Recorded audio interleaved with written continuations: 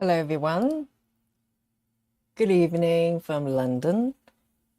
It's about 8:30 London time, UK time. I hope you're well. And I hope you're having a very lovely Saturday here. So, today, this piece is calling me. So, this is the project I'm going to be working on today. And so this piece is called Stationery Store, a really generic name, but it's a lovely piece. So let me show you the full markup here. Look at this. It's absolutely gorgeous. And it's a night view of a city somewhere. And I really hope this city actually exists because it's so beautiful. So it's a 14 count project, and let me show you quickly of my progress so far. So let me have a look here. So I'm working on the second page of this project. So it's a project I kind of started maybe last year sometime, but kind of just well, I kind of parked it aside because I was too busy working on all the other projects I've been doing. So this is the full size of the project here. You can see the few pages to go here. And I have completed the first page here. And now I'm moving on to the page underneath because it captures a lot of details that I just really looking forward to stitching. And on this page, this app is Markup IXP anyway, by the way. So this is on my Android. You can also get it on iOS. And on this page, I'm currently on about 64% here. It's a little bit more than I remembered. I thought I was maybe halfway, but I'm on 64.9, so I'm very happy about that. And today, I'm starting from 0 stitch here today, and let's see how many stitches I'm going to be managed today.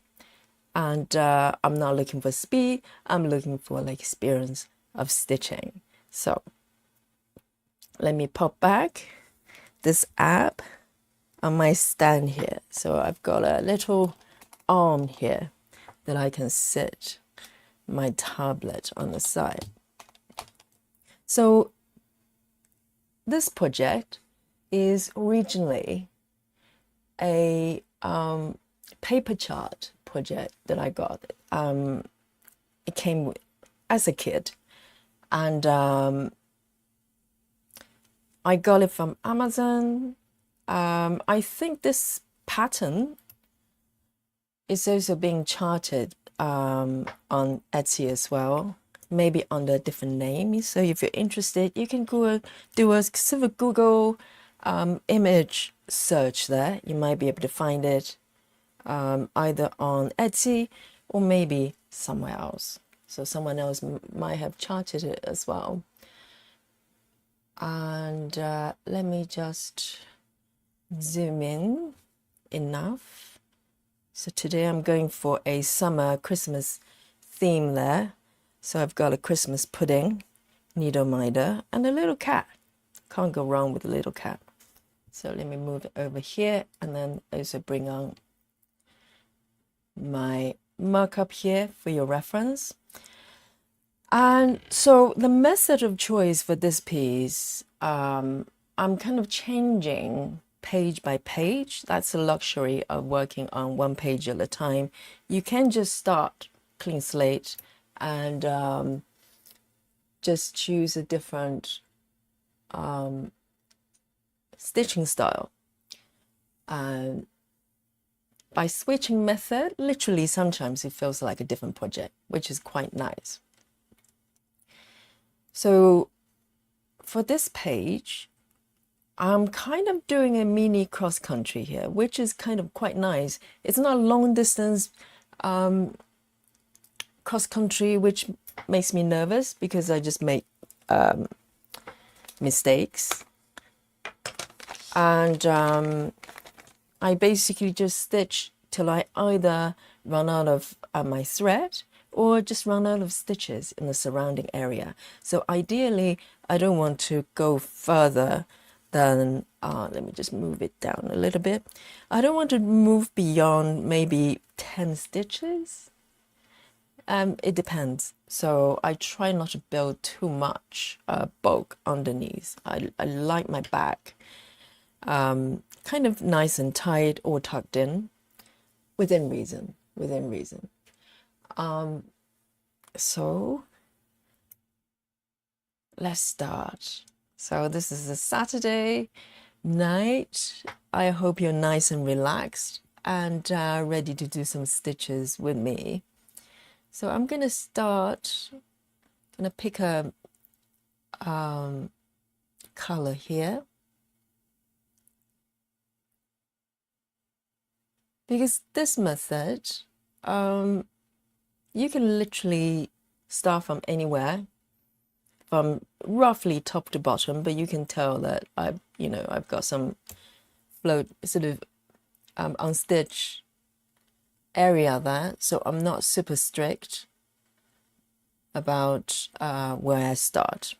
There's no particular order, just roughly from top to bottom, so nice and easy. And I'm trying to select this color here, 3328. 3328 here. So this is the floss coming with the kit. So it's DMC compatible, 3328. And you know what? Today, we've probably broken the record, at least for this year. I think this may be the hottest day this year for London anyway. I just checked. We've hit 30 Celsius, maybe 31. The highest temperature today. Just when I thought yesterday was quite warm, and I thought maybe we've hit the ceiling, but no, clearly not. Today it's even higher. Yesterday was probably 28, something like that. We're going to look back in winter. By September, we're going to look back on these days very fondly, because winter in the UK is it's no joke. It's not just coldness. Temperature, I think a lot of people can get used to, is the darkness and wetness and combination of all the above. So even though I'm saying, oh, it's so hot and a little bit humid, by September, I'm going to be, remember today as one of the days that I wish we had more.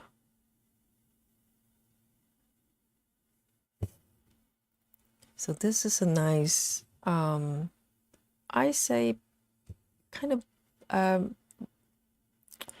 well, what's the name I would give it? Kind of color of a brick, or bricks, you know, like a little bit burgundy, quite earthy. And this is quite refreshing, having worked on 22 counts, full cross, 2/1 yesterday. It was a very different experience. And these stitches are nice and big. How wonderful.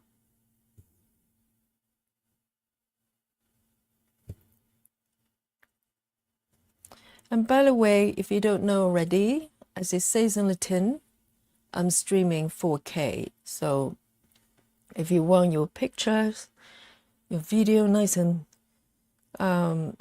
clear and high def, you can, if it's not automatically turned on, you can manually turn on the 4K option. If you're on desktop, it's on your bottom right of the screen. There's a little tool icon there. You can open to change your resolution. And if you're on mobile devices, it's on the upper right, I believe. And as long as you have the Wi-Fi speed, then you can view it in high def. Not just high def, 4K high def. When I watch Floss Tube, I really like to zoom in and look at the stitches. I just find that really interesting. I want to be able to see the threads.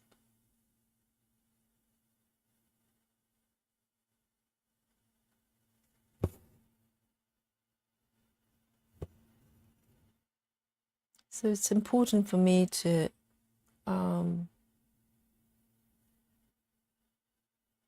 stream it in the highest resolution possible, and hopefully a clean audio as well. I think a lot of people listen to my channel, maybe focus on stitching or doing other things, but listen to it like a radio.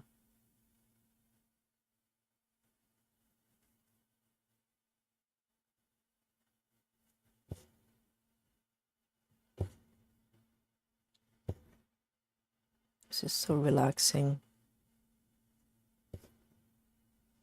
You move it up a little bit more.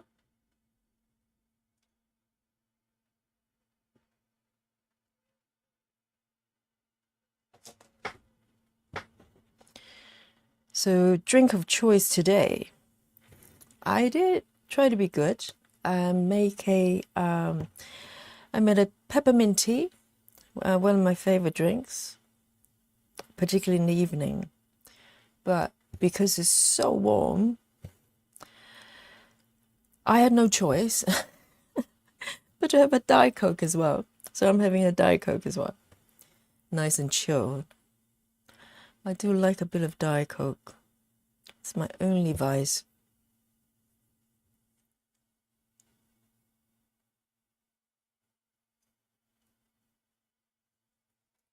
And I just want to double check.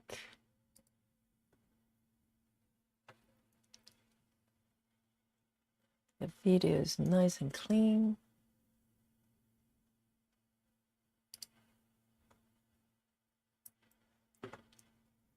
And see if I need to adjust the lighting or not.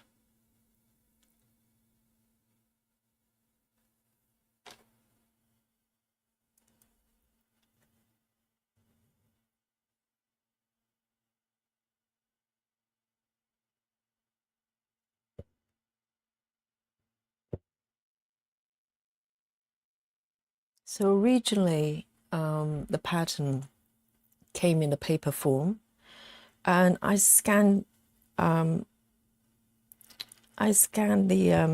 charts onto a phone app and imported it into Markup RXP, and it did a pretty good job. I think it managed to pick up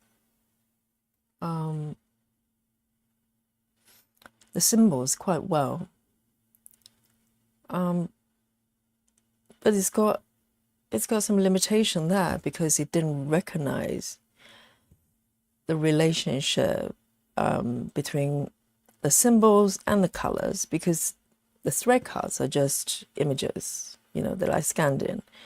So the app didn't understand that, and so I had to manually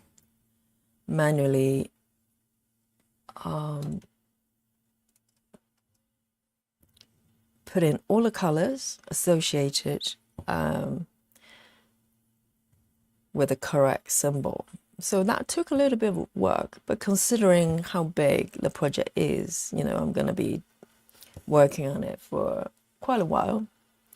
It was worth it. And once it's done, it's kind of done. I mean, there are still, you know, areas that maybe not being picked up that I have to manually correct it as I stitch, but it only happens from time to time, so it's not too bad. It's much better than dealing with paper pattern, which I don't like. I like to work with digital files.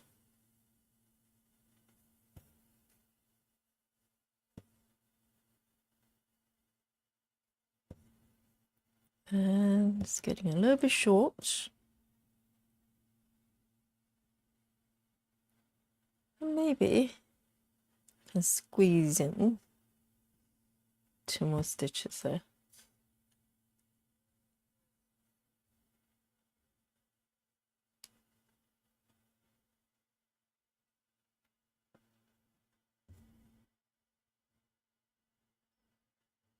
I want to make sure that I don't waste any material.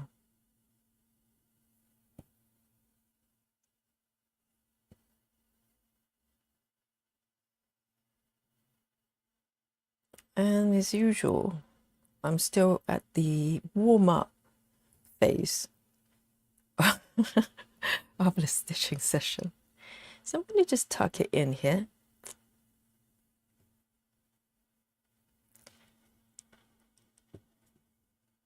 Because it's running a bit short, I'm going to just tuck it into the stitch next to it. Because normally I try to move it a little bit further away. So just in case it comes loose. I'm looking for my cutter here.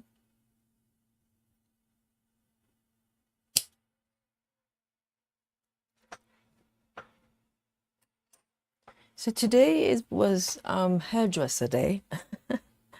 Went to my hairdresser, did a haircut, and I always felt better after a haircut because when it gets long and it's warm as well, not a good combination. So I'm feeling a lot better indeed.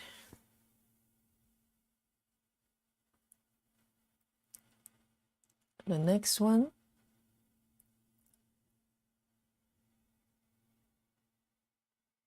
Three, 1, 5.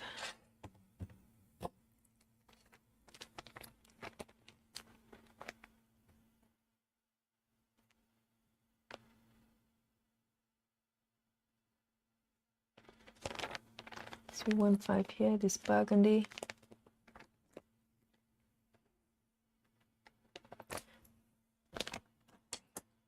I like this floss because the texture actually prevents, it doesn't, well, the threads don't seem to snag as much as DMC. DMC somehow, they tend to kind of tangle a bit more easily than this one.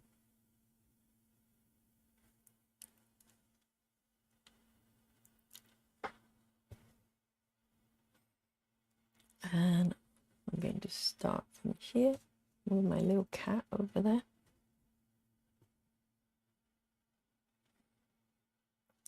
And 3 here.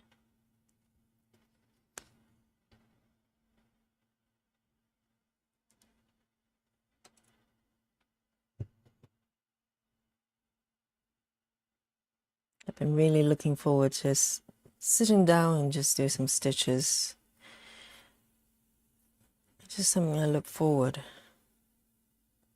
Kind of really nice way to end the day, to relax. Normally when I'm stitching is when I've got everything done.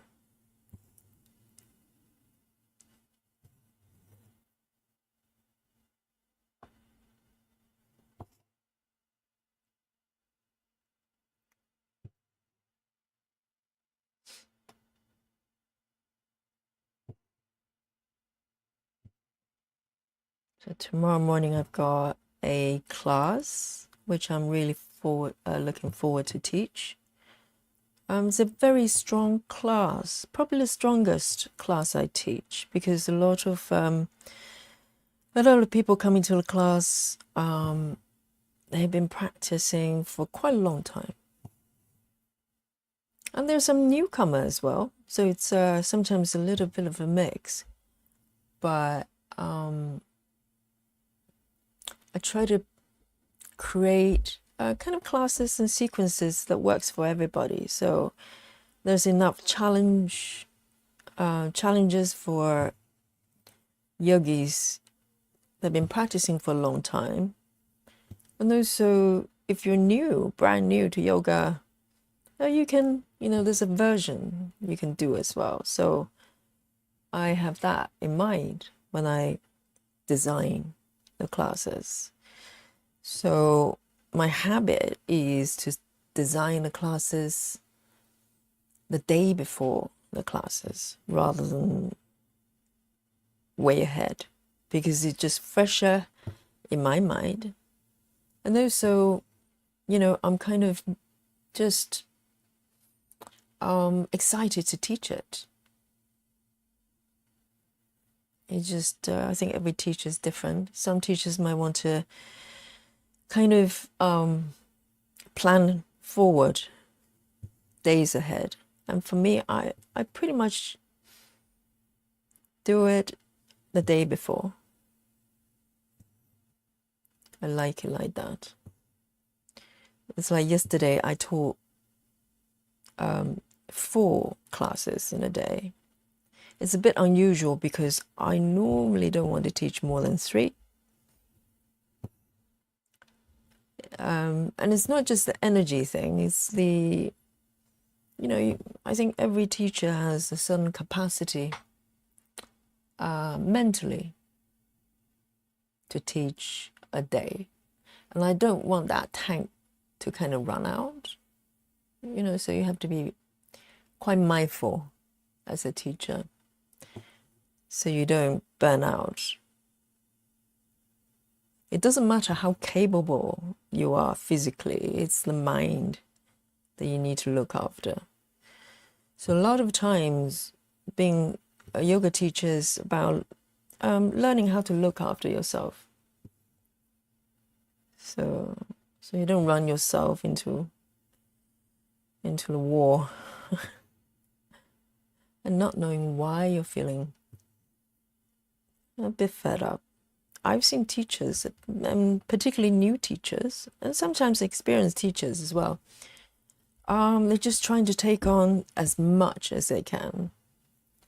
And just like any line of work, you can't use brute force to charge forward. Not with yoga teaching. Something's going to give.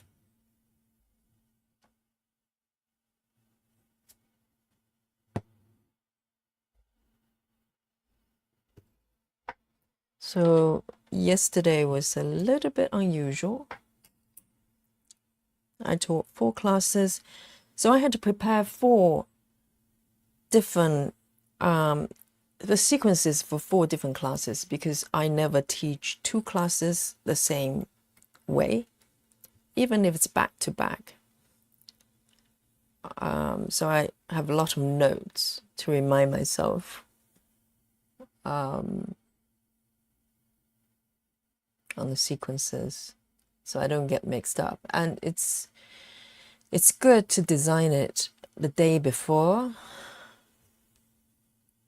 so I don't get all the classes mixed up, which can happen. Oh, Diet Coke, nice and fizzy.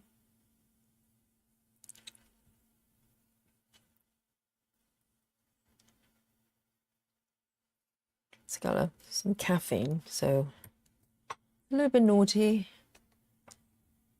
but naughty is good. 225, 225.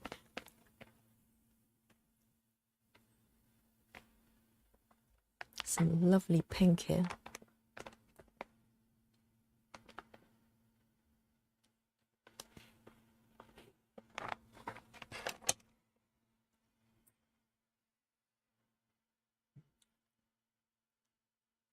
And I think particularly if you teach kind of back-to-back classes and the students get to know that all your classes are unique, a lot of them, you encourage them to come to all the classes, or multiple classes at least, and a lot of them do more than one at a time, because they know they're not going to have two classes the same, and they all have different challenges.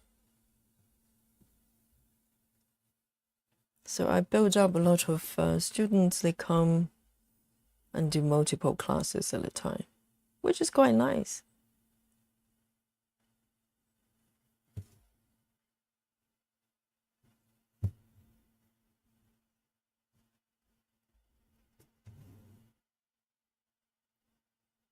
I love this pattern though, and also the way it's charted is so balanced. It's not overly confetti, but it's not monotone. So you rarely get a sort of large patch of flat colors, which you get kind of board stitching. And you don't get so much confetti that you're fed up. And I don't know, I like to think it's probably by design. When it's charted well, you you just strive that balance, and it's really fun to stitch. There's enough variations of colors, but not over the top. Max colors is probably, the Olympic level of confetti when it comes to confetti. And this is nice and balanced. And I'm gonna take my thread to the left there.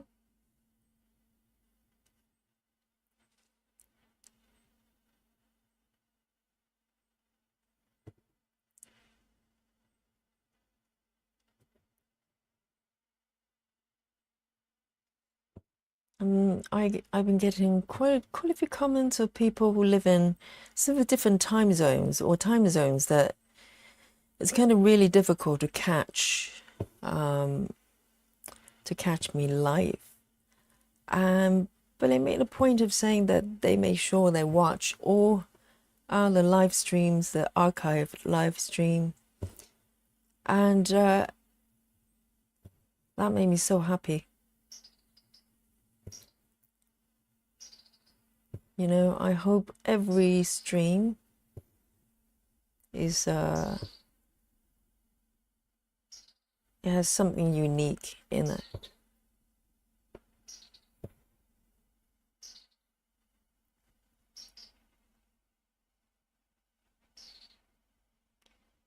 And I'm going to move the thread to the left. I'm being a little bit daring here because there's some stitch areas here. Hi Jennifer, hello. Welcome. How are you doing, darling? Are you stitching today? Are you stitching with me?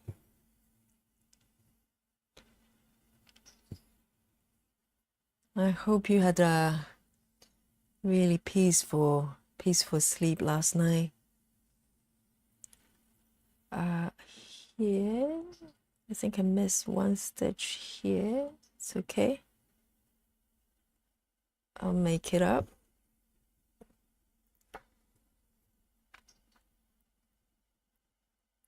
So I've learned a lot from yesterday's session with 2 over 1, 22 counts.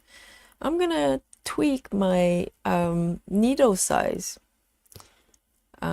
maybe reduce it, because currently I'm using size 23 for the piece, and sometimes in the confetti area it feels a little bit tight, but I'm gonna try when I get my 28 needles. I've run out of them basically. Everything's being part on my board. And so when I get my 28 needles, hopefully tomorrow. I was hoping today, but it just occurred to me this is weekend, so maybe not gonna get the needles till Monday. Then I'll try on that project. See if it's a bit better. Oh, great, Jennifer. Jennifer says, I'm just sat down to stitch also. Beautiful.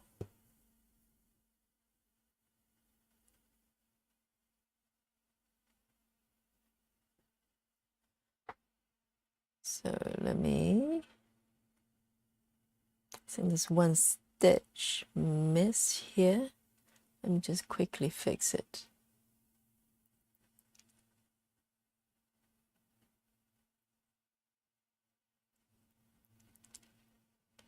Just unstitched it on marker so I know.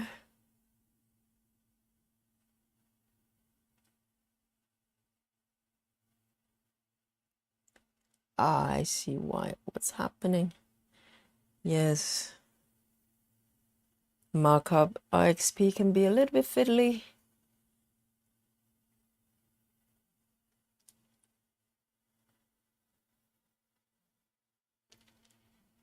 So let me know, Jennifer, what are you working on today? So,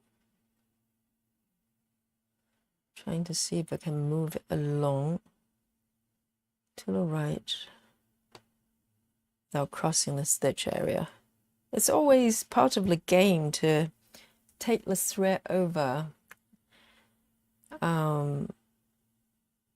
so it's not overlaying the stitch area. It's like a it's like a game. I enjoy it. So you have to have a strategy when you highlight a symbol and see how the stitches flow, the direction they're flowing, and then you decide where to take your thread.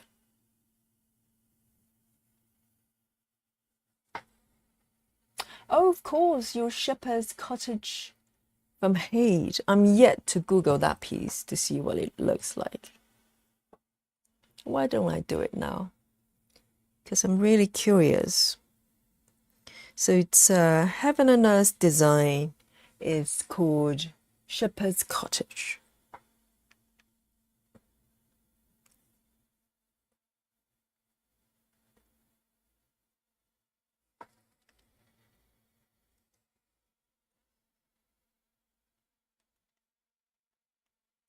Oh, Heaven and Earth.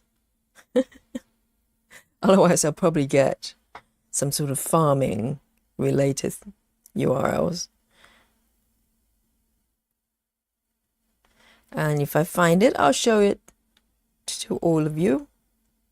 And you can tell me, I'm going to show you the pattern and you can tell me whether that's the correct one. Is it this one? Is that correct? It says Heaven and Earth. Let me zoom out a little bit.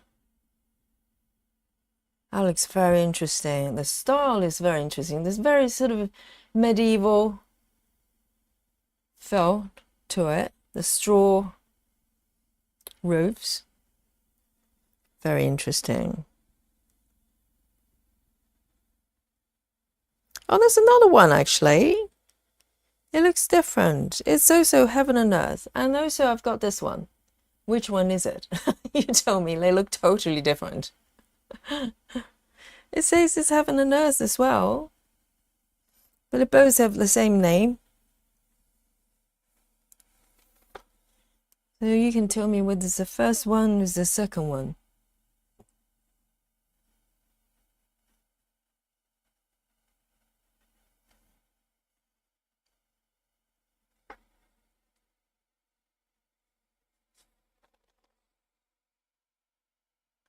Let me see.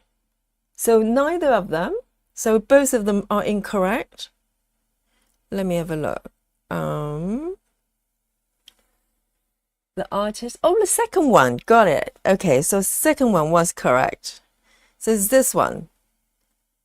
I see. Wow, a lot of bold colors. That's lovely. A lot of bright colors.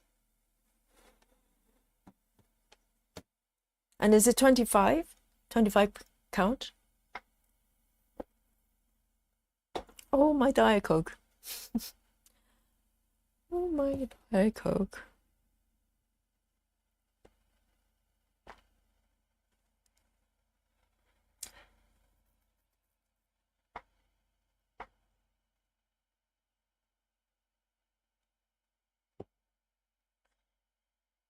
One, two, three. I need to remember to mark them so I don't get confused.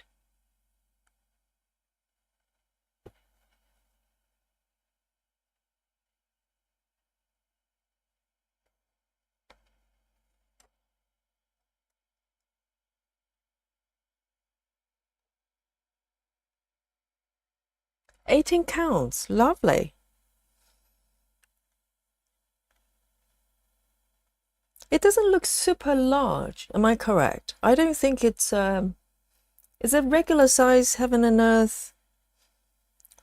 Whatever number of stitches. And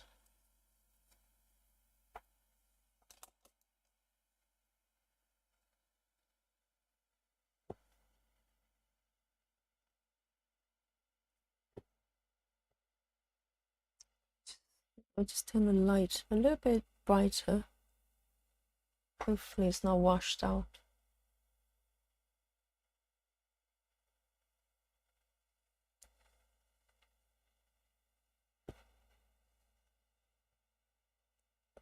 It's not one over here.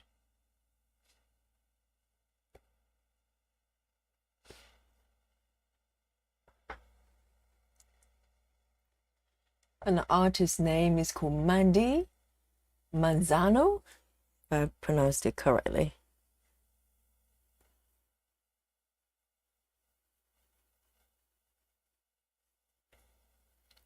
I think I can get away with one more stitch over here if I run out of thread.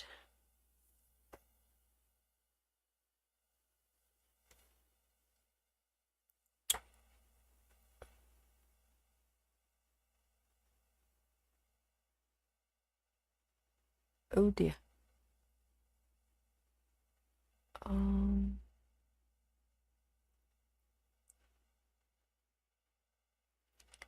A few stitches is not picked up, but up. The thing with this pattern is it's got back stitches, and because there's a paper app, the back stitches literally laying over the symbols. So in a way, it's kind of one of the issues with the paper pattern here, because even on paper pattern, sometimes the patterns underneath you can't read very well, let alone for the app to pick up. So I have to manually highlight them, and sometimes I can't even see what's underneath because there is a really thick backstitch line on top of it.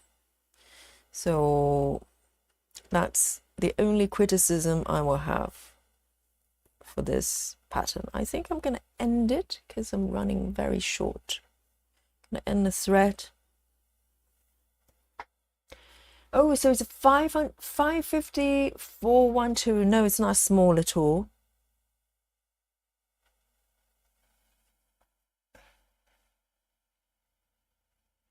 And how far are you with the piece? Have you been working on it for a long time?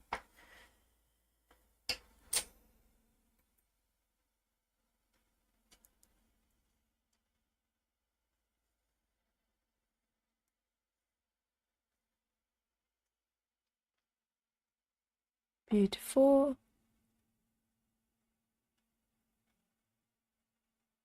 It's so relaxing.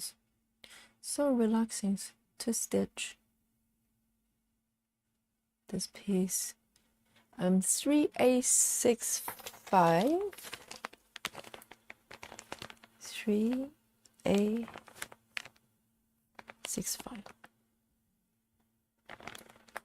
It's the last one. 2%. Lovely. So you just started not too long ago. That's nice. But even 2% is, for a piece that size, is quite tremendous. Every percent counts.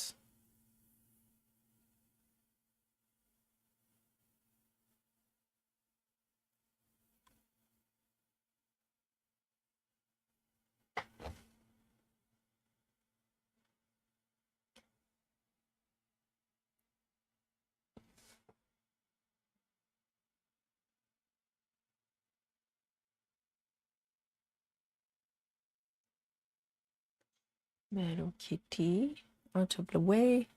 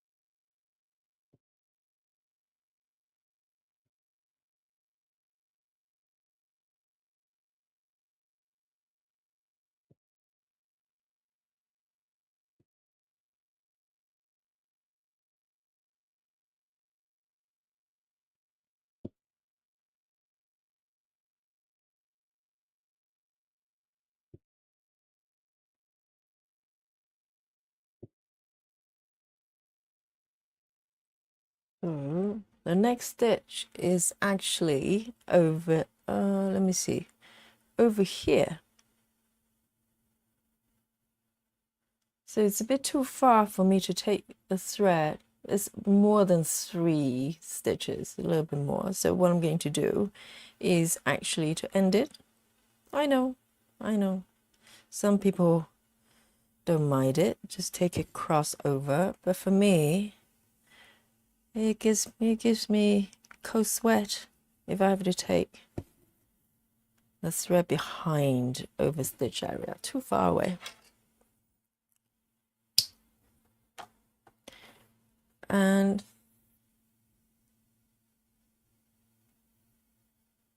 it's not bad at all. I just start in a new location and I feel much better, much better about it. Let me see, just make sure it's here. 1, 2, 3, 2 purpley ones down here. Okay. And because the stitch is so nice and big, but even in 25 counts, I don't have a special kind of starting method. I just kind of stitch over it, just do a cross, and you just get tucked in. The tail just get tucked in. Just leave a little bit of tail. It's the quickest way. I know some people might do a pin stitch to start, and some people do maybe a loop start without a loop. You know, you can create a loop with a tail,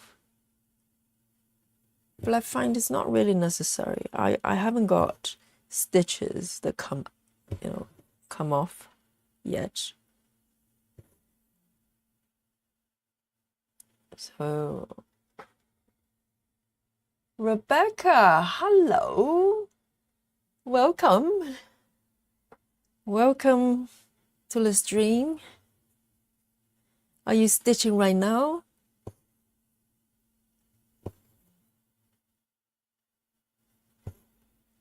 So nice for you to drop by.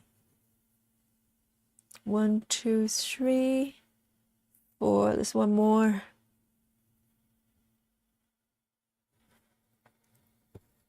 Oh, lovely, Rebecca. That makes me so happy you're stitching as well.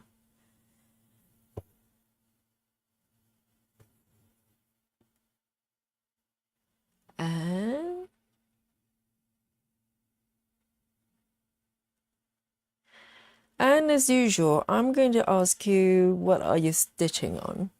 If you can share the project, because I'm really curious.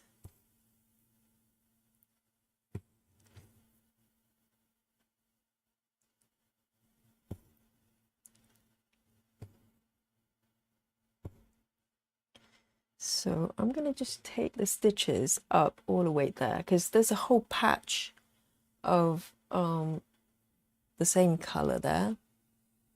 So I like to stitch from top to bottom if I can. So I'm going to just take the thread, instead of just take the thread all the way to the top there, I'm going to just stitch the way up. Just neat and tidy this way. So even though the back of my projects are not tidy, I've seen probably the back is tidier. But for me, it's more of not having floating threads and having everything kind of tucked down and not too bulky. Sometimes when you stitch this way, you're taking thread left, right, and center. I still do the best I can to keep it as neat as possible, within reason. I'm not sort of super OCD, I think. Rebecca says, I'm a new subscriber, but first time here, caught you live. Wonderful. And Rebecca is stitching Birch Forest Santa by Donna Gaslinger. Huh. Well, I hope I got that name right as well. I probably butchered it, as usual, with names. Let me finish these stitches. I'd love to have a little Google to see what it looks like. And I'm sure everybody's curious as well. And it's always nice to discover what other people are stitching on, because it might be your cup of tea and inspires you to get a pattern and stitch the piece as well. I've discovered so many patterns from other floss tubers, and I ended up getting the patterns myself. Right, let me mark this one. So I'll do a little Google there. So it's called Birch Forest Santa. I like the Santa theme. I've got my Christmas pudding needle minder there, because yesterday we were talking about summer Christmas, and so I thought, oh, I'll join in with the spirit of Christmas. Birch Forest. Oh, I kind of get some idea. Santa.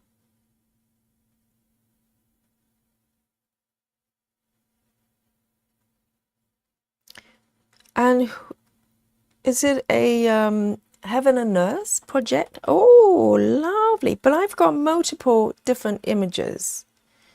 Let me see which one is.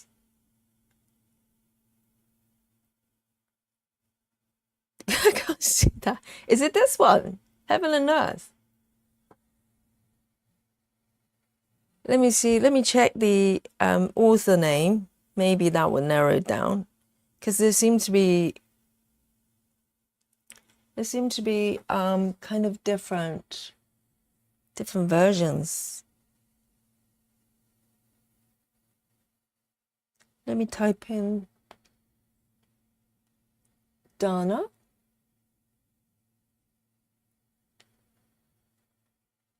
Guest Linja. Yeah, it seems to be this piece, no? Is that correct? Yes, thumbs up. Thumbs up from Rebecca. 26.28%. That's pretty good. So you've been working on it for a while. That's lovely. I haven't got a single piece that's gone that far. Most of them are still single digits. And the one that's beyond 10%, there's only one piece. That is the little cake shop. I'm currently about 13%. So I'm very pleased with that. But the rest of them pretty much all around from 3 to about 7, something like that. Because I've got about, heaven knows, how many pieces, how many whips I've got right now.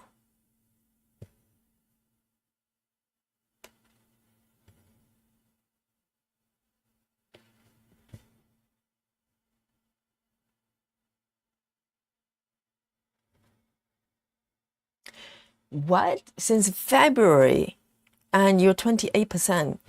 Unless, is it about, well, it depends on the size though, isn't it? Percentage is proportional. So I want to say maybe it's a little bit smaller than the regular Heaven and Earth. Because from February, that's very fast. Even if you work on it every day.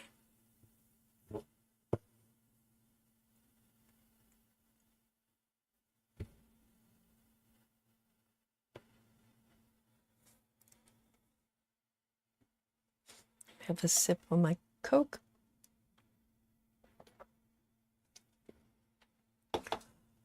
Oh, so refreshing. And let me see. It's well done.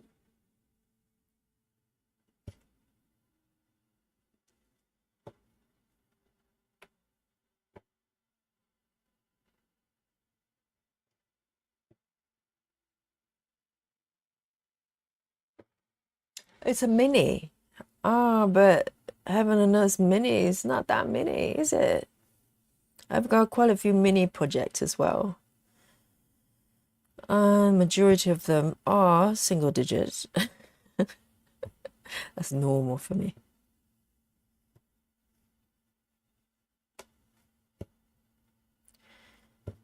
See if I can get away with another stitch here before I run out of the thread.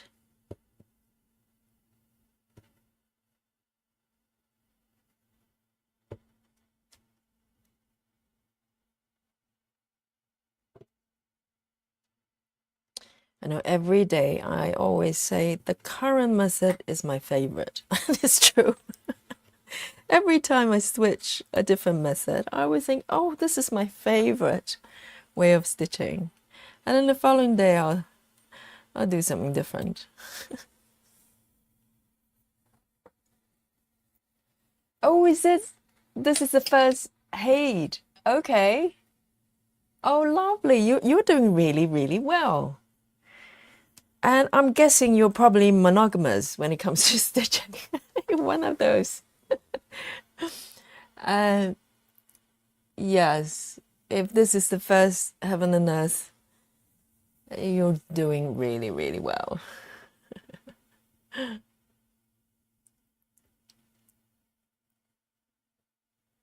1814.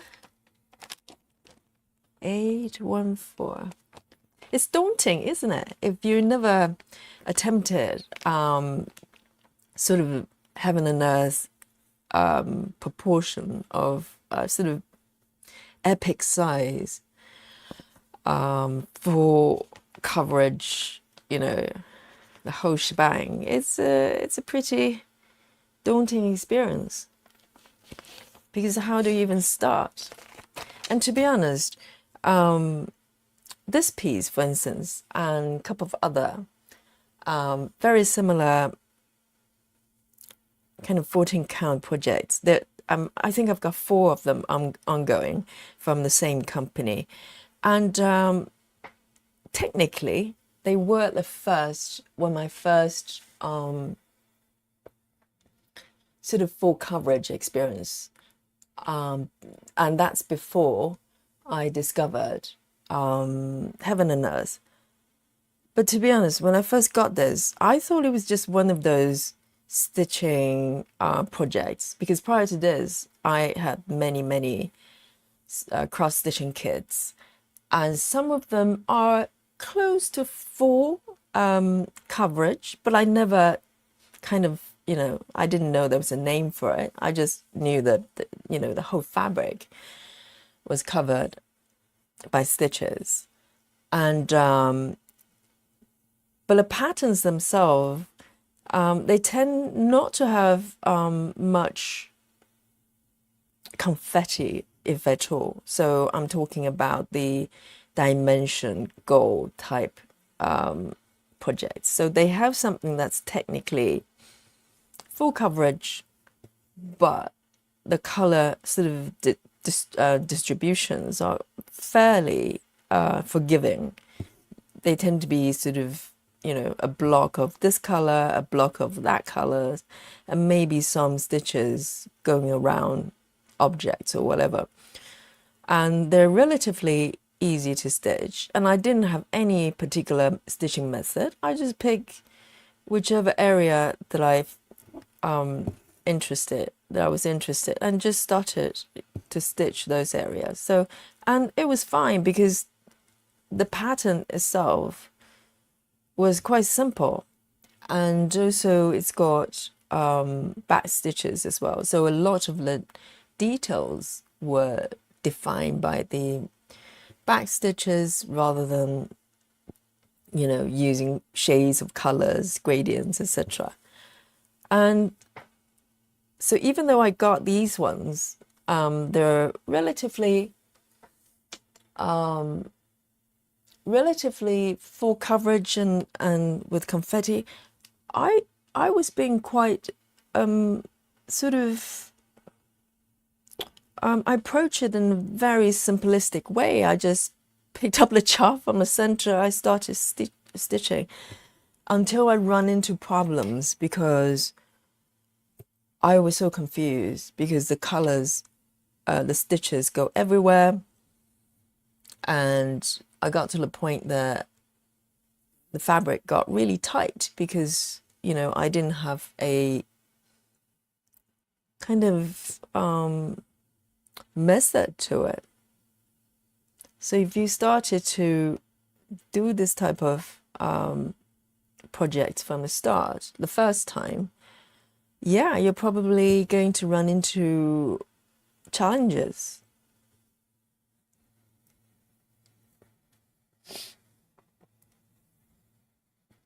So Rebecca says, I'm not brave enough to have several on the go at one time. Well, you speak too soon.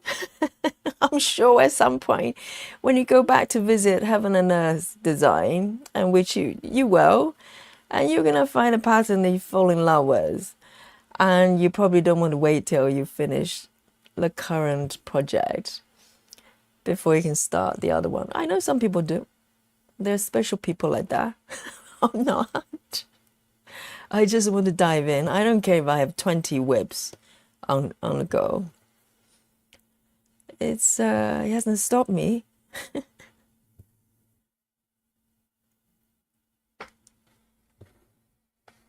Oh, you don't like back stitches? Well, yeah, I know some people are not great fans of them. I don't mind doing it. I enjoy it because as you do the back stitching, you can see the images underneath gets sharper and sharper. You know, it really defines, it provides definition. So I like it. I don't want to do it all day long, but I really like it once you know, done the regular stitching and then you add details. I like that. A14, A14.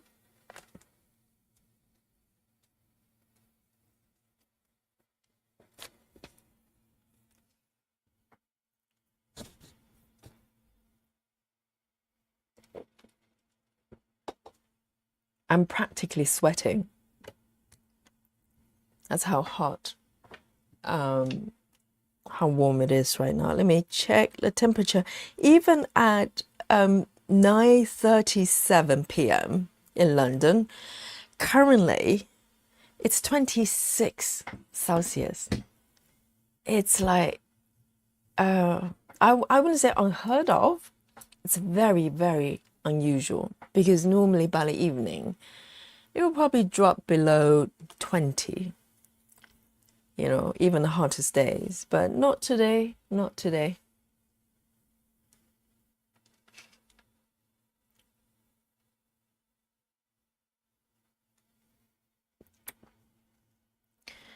And I fancy going back to these single stitches to patch them up. And let me see.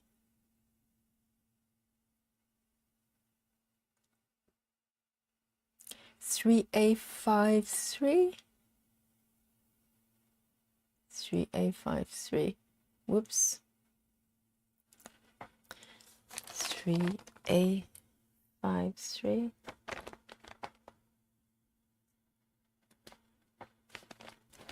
Got one threaded.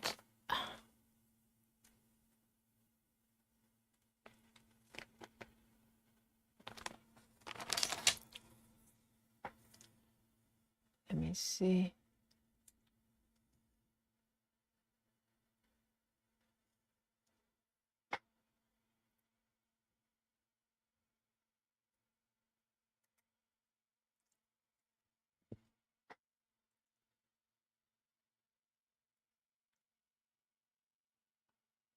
Three A53 just here. Just this little one. And I've got my windows open. There's not a lot of breeze coming through.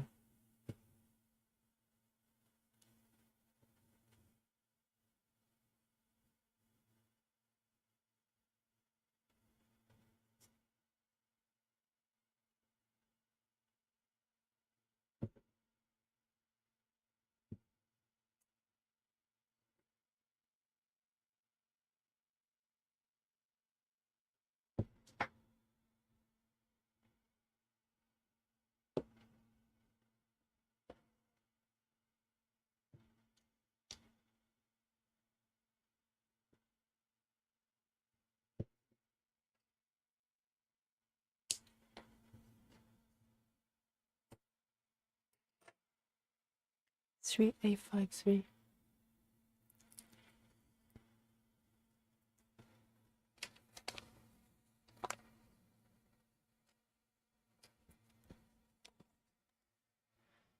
Sangha, hello, good evening. How are you, sweetie? Are you stitching today?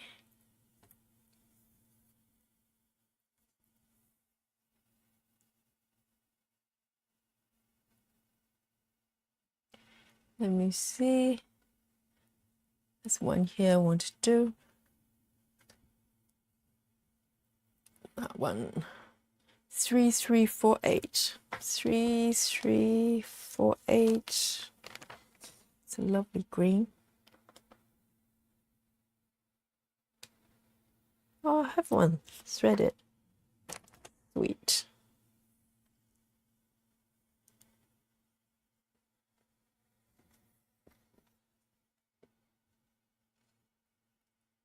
Two. And just one stitch here.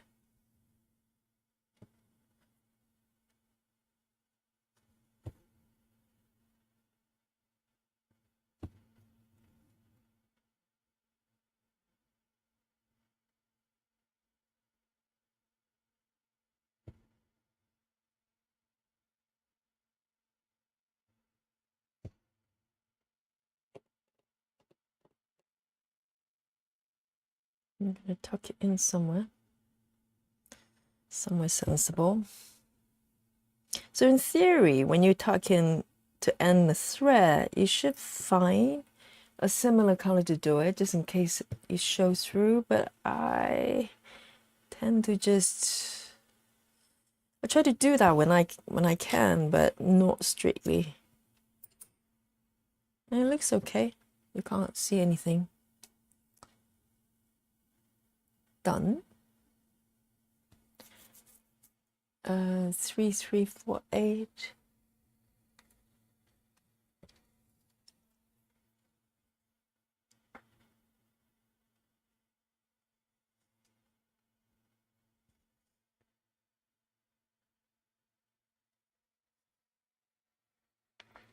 Sophia Stitching Love. I love the name.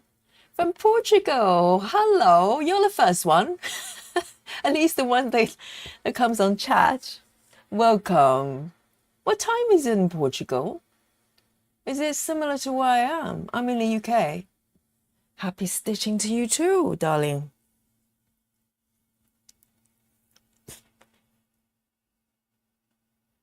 And it's probably just as hot, if not hotter, in Portugal, I can imagine. Are you sweating as well? I am sweating, which is a very strange experience being in London.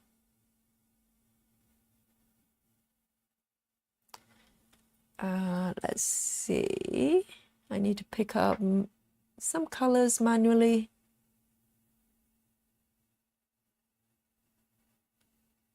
Because it's not being picked up by the app.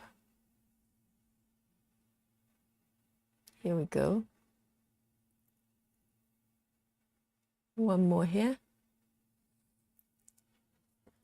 And 647.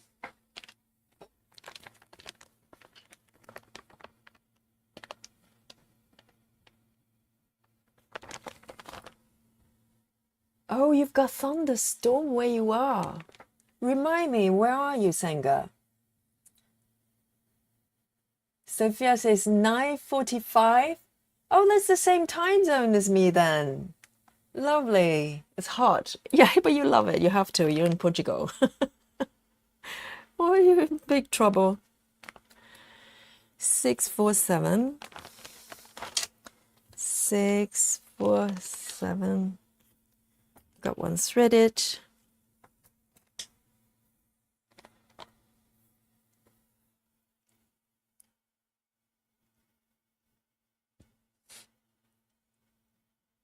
I'm going to start from the left here. It's one stitch from here.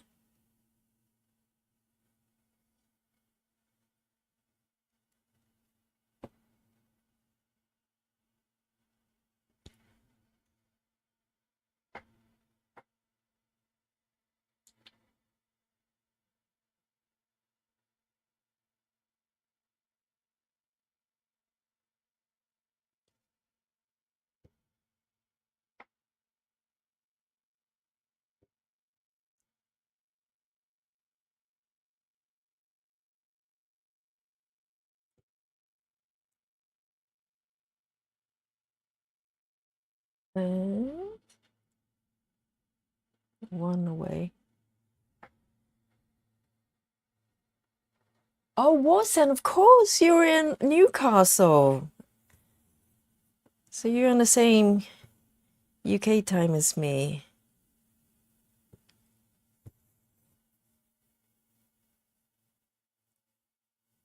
It's lovely. I'm trying to remember everybody's name and what they're working on.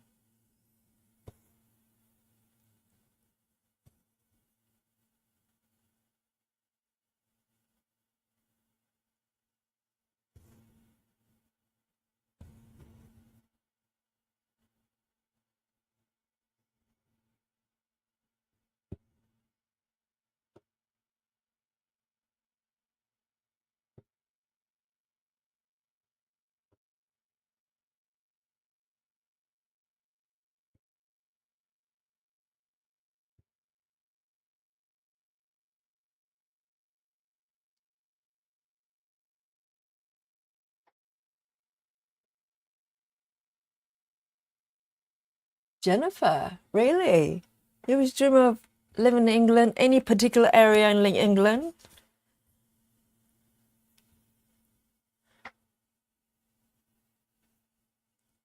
It's never too late.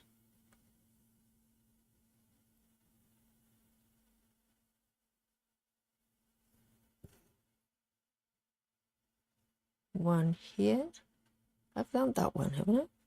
Done that one.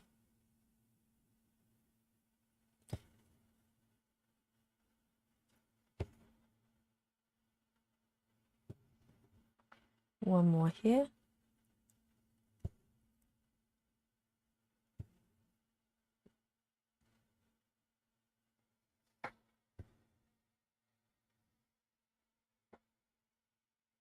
Just anywhere in England. You come to London. Well, if you're a city person.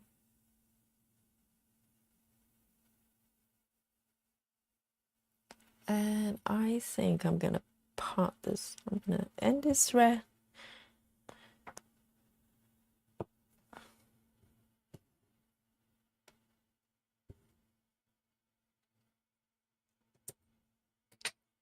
So sometimes when I do like a tuck-in stitch and I end up kind of tucking multiple threads in the same area just because, you know, it's in a convenient location. And it shows, you can see through the thread. And there's no need to panic because by the time I stitch the stitch underneath, it will cover it. So even ugly stitches can be covered up. No problem. 647.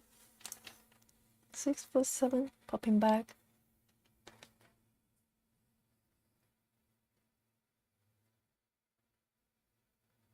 Oh, Jennifer, yeah, the visa and everything is a pain. They don't make it easy, probably deliberately. I know, such a bore.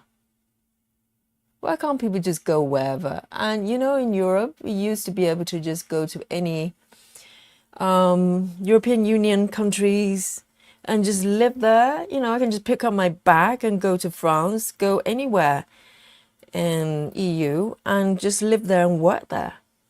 And now, I think we can still go without visa, but I don't know if the time limit, maybe within 3 months. But we can't just work there. I think now you have to apply some sort of work permit to work in Europe.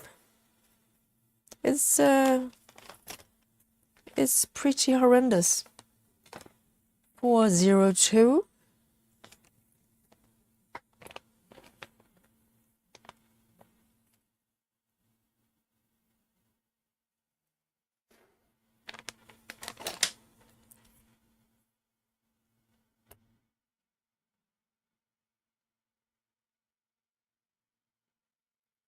Four zero two.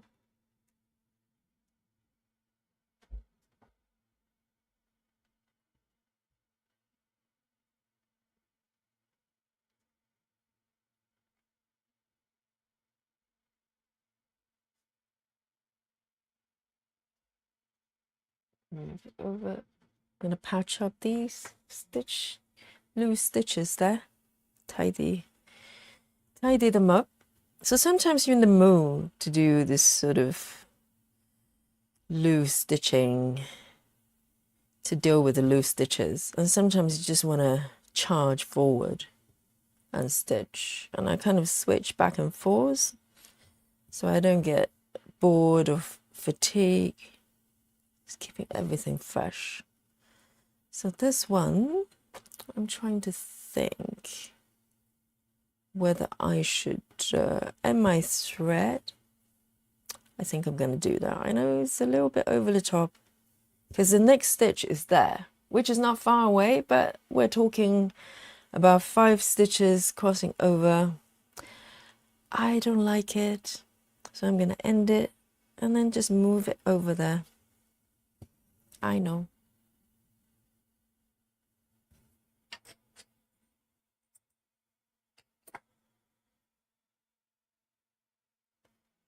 So I'm going to to start this stitch there. It just makes me feel a little bit better.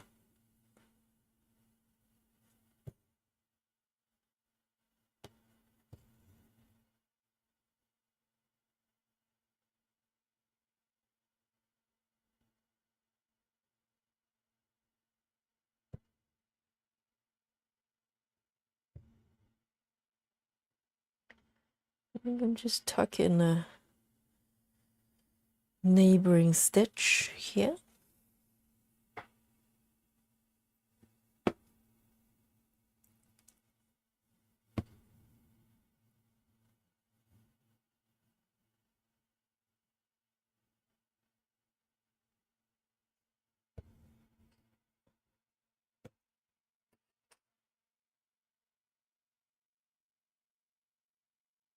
And there's 3 more stitches. I could have taken over there. I didn't see these 2. So I'm gonna start my thread again.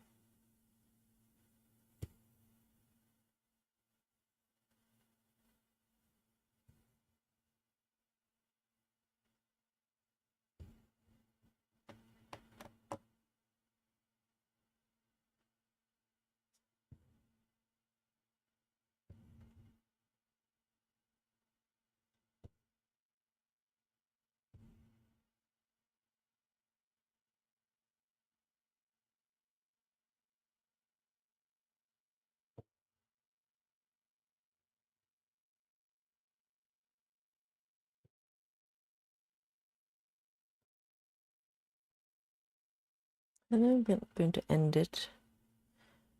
I'm going to end it here.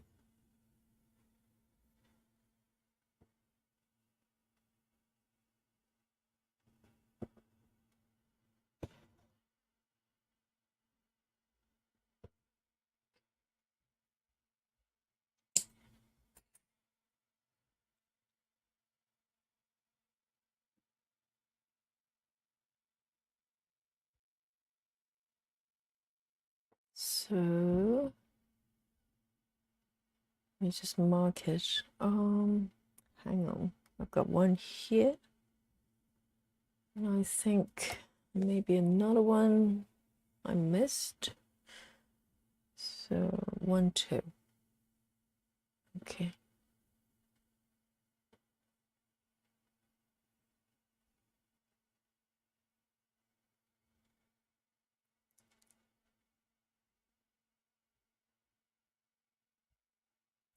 Four, 0, 2.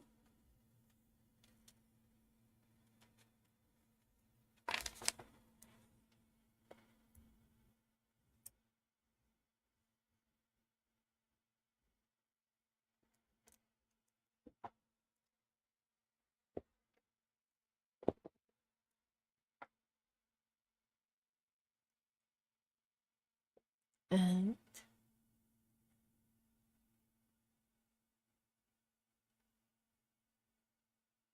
9, 6, 1. Lovely hot pink. 9, 6, 1.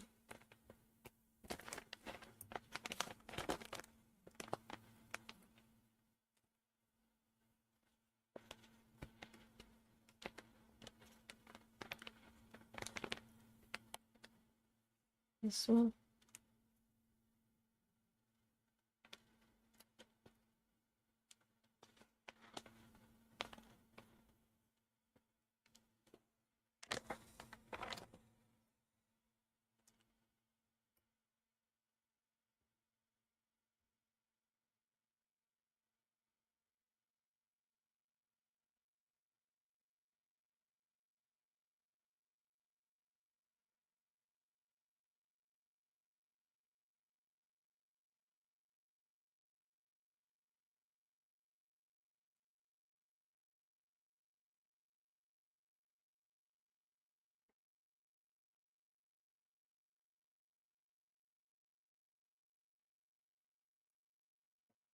There we go.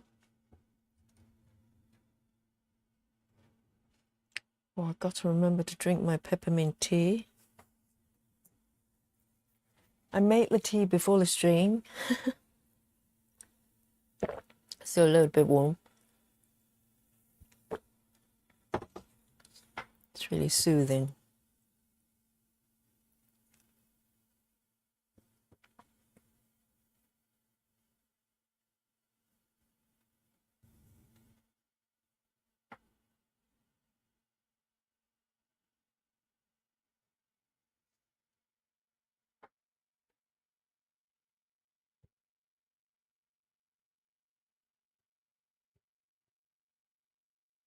So another one under here.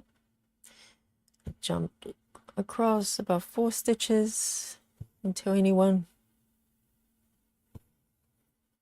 Then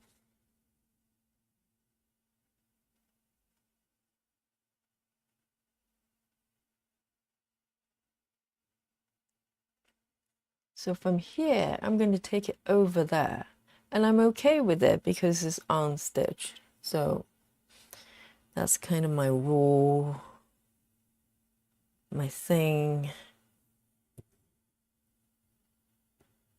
Because all this area will get stitched down with all the threads floating in the back.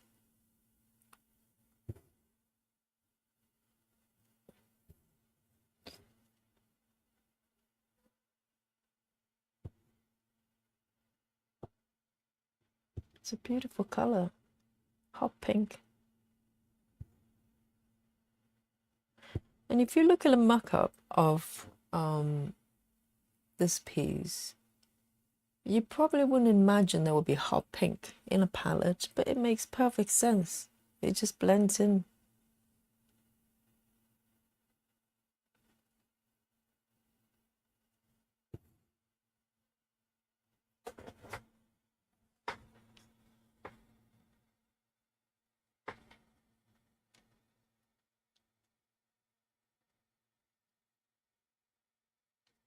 Oh, Jennifer. Yes. I need to look up your channel and give me a shout when you do your comeback live stream. I'll definitely come and stitch along with you.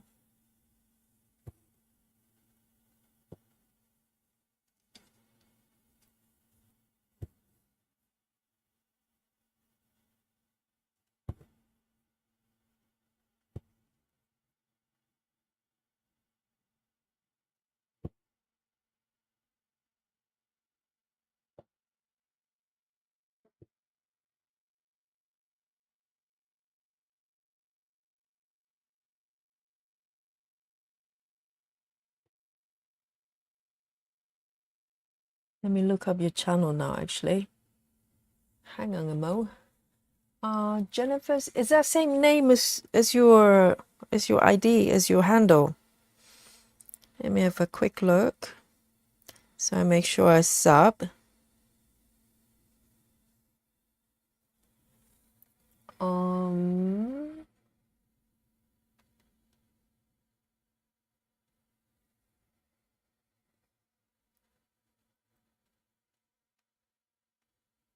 So Jennifer's World of Stitching. Let's have a look. Oh, I've got you. Wonderful. So your last live was 2 years ago. Is that the correct channel?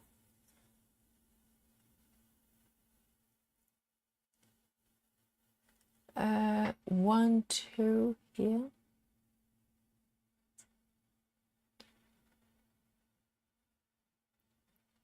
And next one.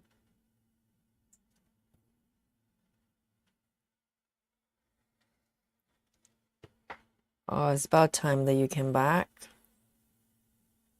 Good call.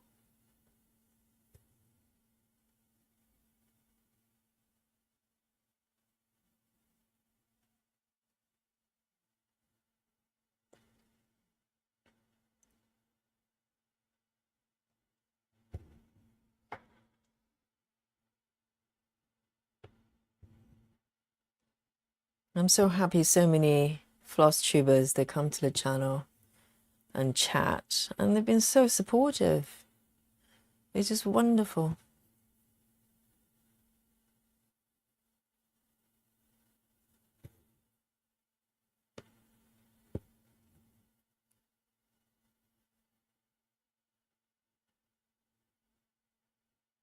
And this one over there.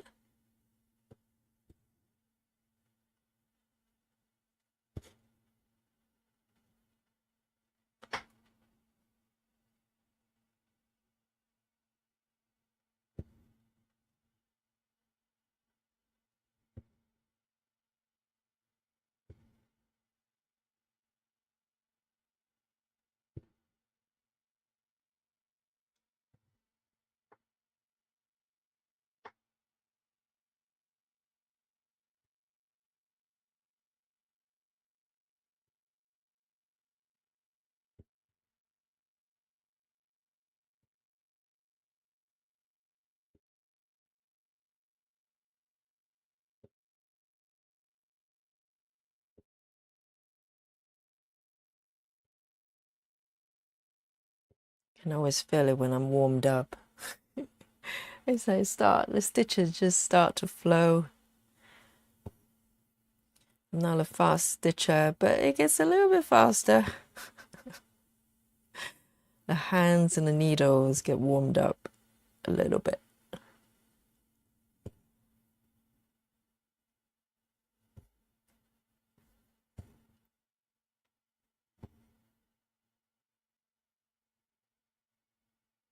And I am going to maybe take it down here, just one stitch here, or do I? It's just a little bit far. I'm going to end it. The next stitch is a little bit far away.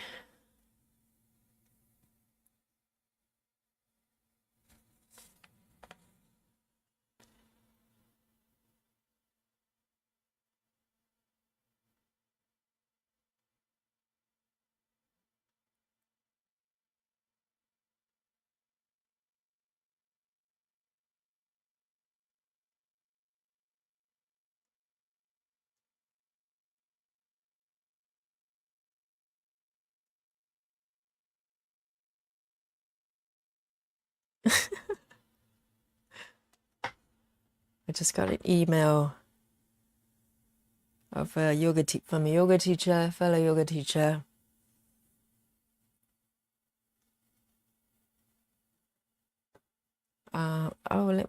Forgot what I was doing. I am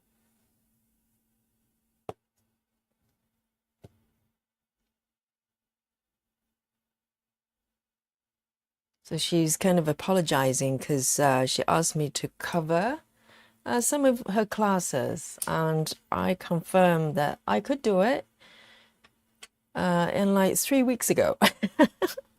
And for some reason, she's just not checking her email box, and she just found the email and rushing to email me back.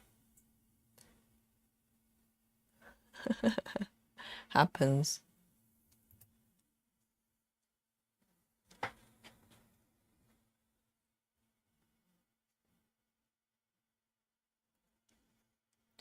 Move it down a little bit.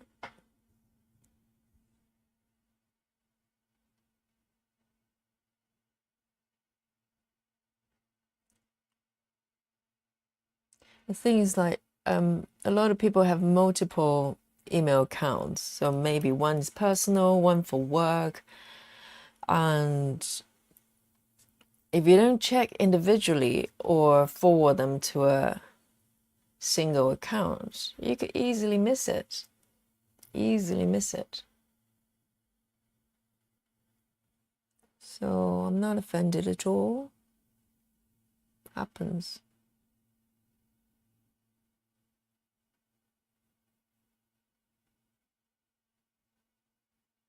I need to find this color here.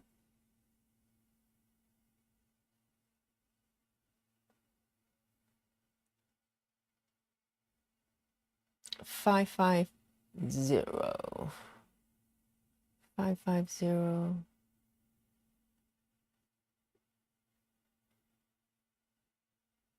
So quite a few stitches are covered, are overlaid by the back stitch symbol.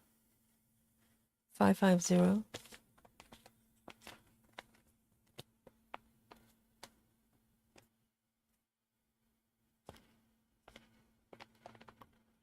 And this beautiful purpley color.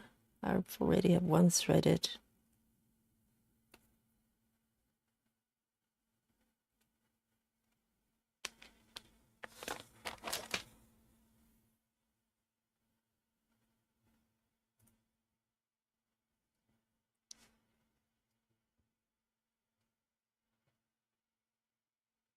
That way.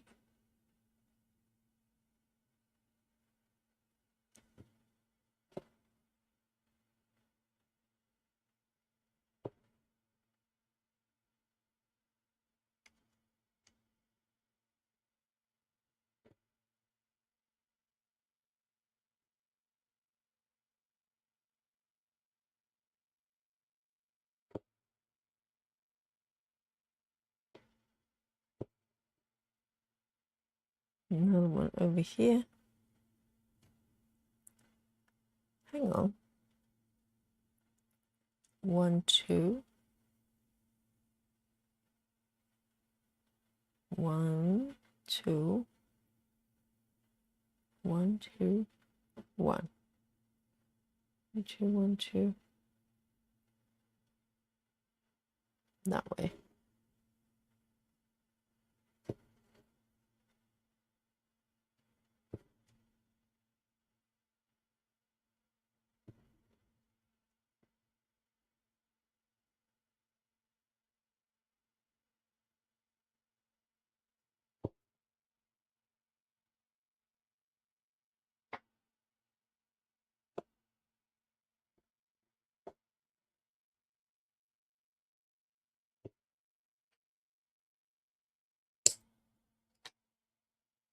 And there's one more stitch on the left here. Might as well do it.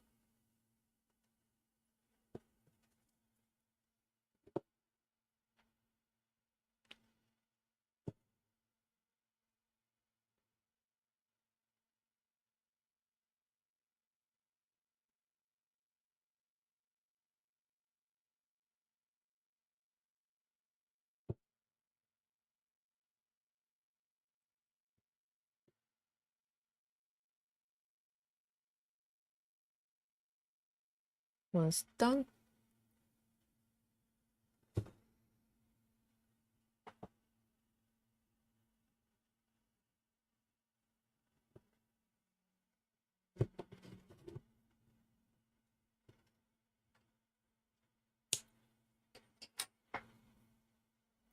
Five, 5, 0, 5, 0.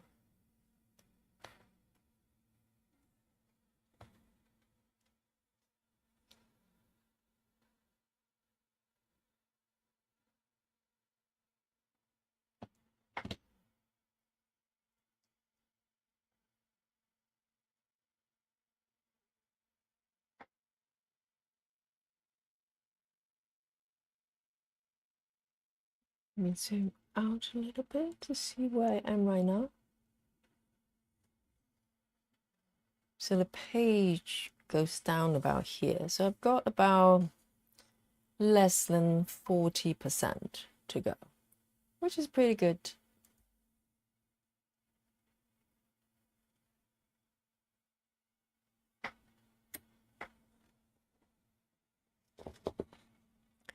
Now, what's next? I think I'm gonna tackle some of this ones. 2 to 5. 2 to 5.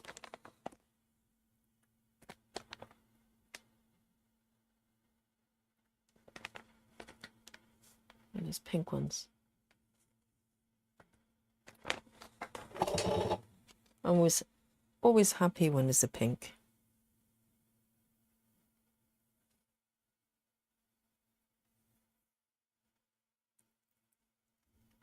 I think the only color or colors I find can be a bit more challenging is when I stitch kind of white or pearl white or beige, very light colors, because on the white fabric sometimes it just it requires a little bit more effort for the eyes to make sure that you haven't missed stitches.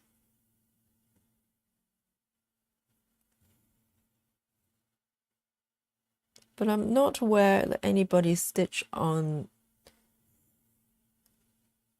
Aida that's, you know, at least full coverage. That's not white, because I think DMC, if you get 25 counts, they probably only come in white color. I'm not aware there are other colors.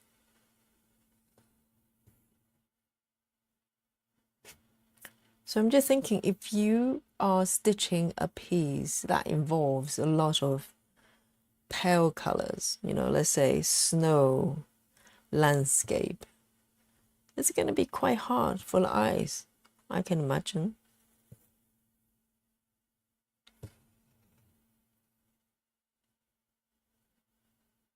Another one up here.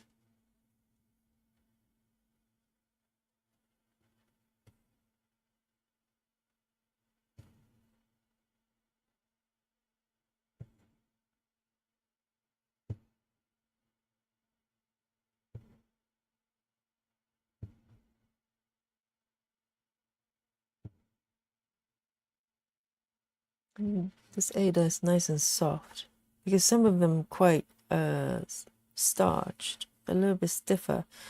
This one is just very regular fabric like. It's really soft to stitch.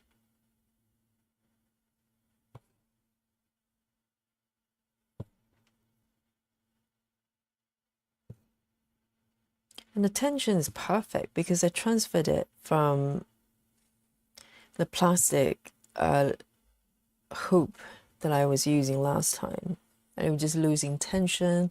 I couldn't screw it tight properly. So I think that's a problem with plastic hoops. It sounds like a good idea. It's very lightweight. But I transferred it to a good old-fashioned wooden embroidery hoop, and it's nice and tight, just the way I like it.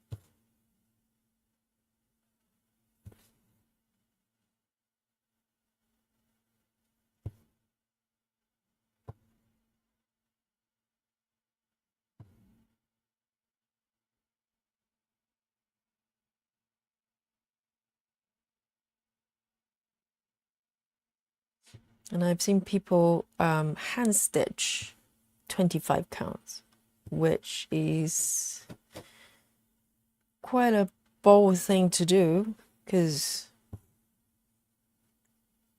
there's no tension to the fabric pretty much. You have to adjust it, you know, as you stitch.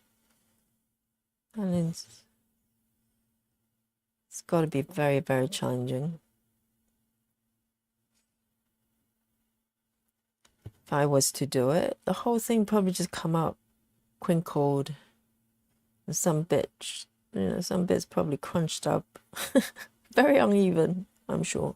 I've tried hand sewing method on lower fabric counts.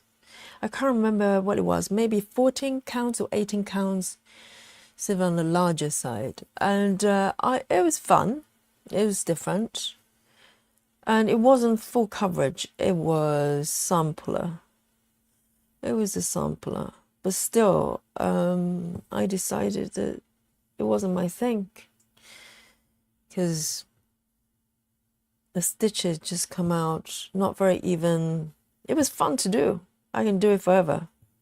It's just I didn't I wasn't thrilled with the outcome. I'm trying to see, have I missed one? Oh dear. Okay, I know what's happening. I think I stitched this one incorrectly.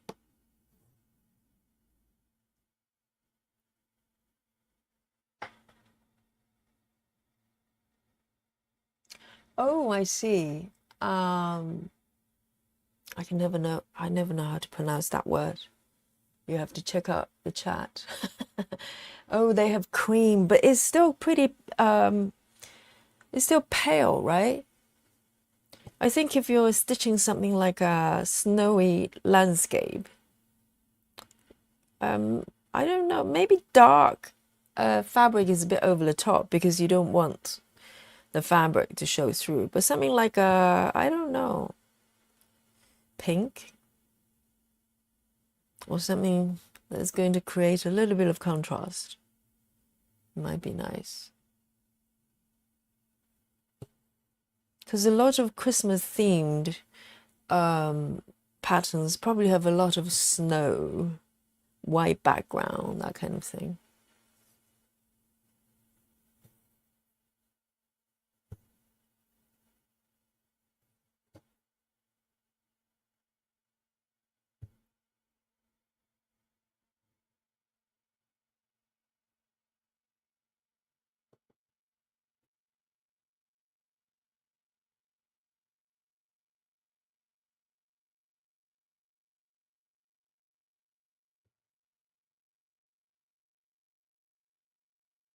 And I remember watching this video maybe a couple of years ago. It was this really badass stitcher.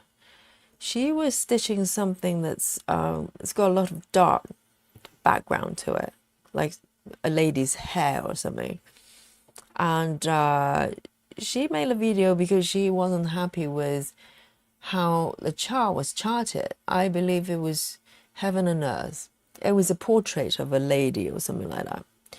And it's got dark hair, but I think I'm trying to recall what the issue was. I think she was complaining that for some reason the background, the white fabric was showing through the hair.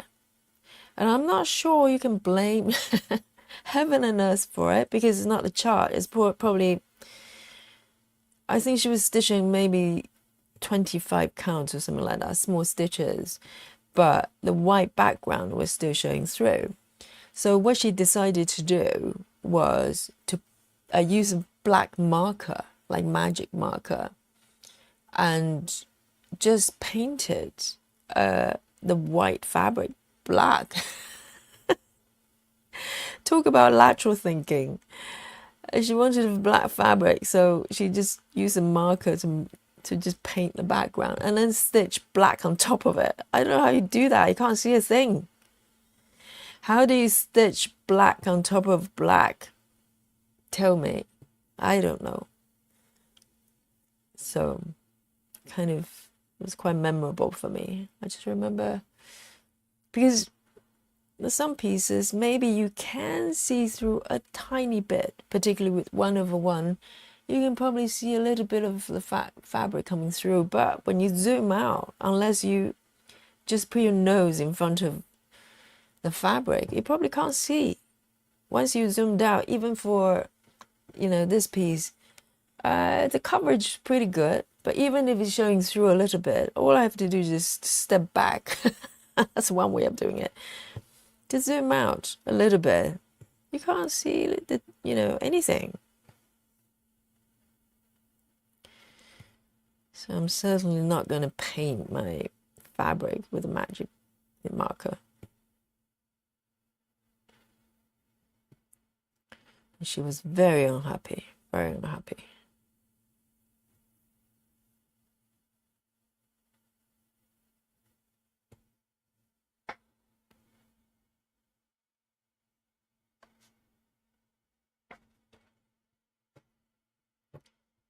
Lovely.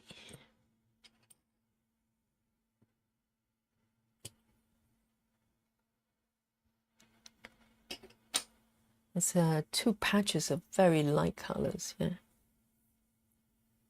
So I might go in and out of the area just to reset my my eyes a little bit.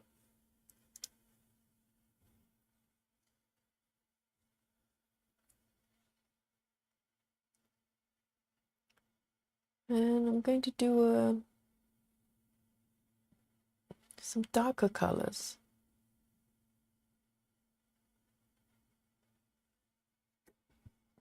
Three, 722. 3722.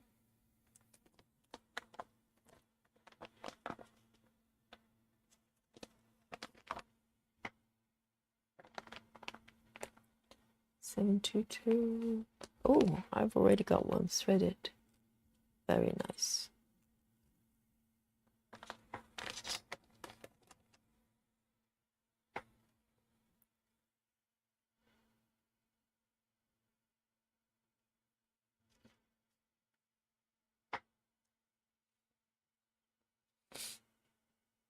One, two. Start from here.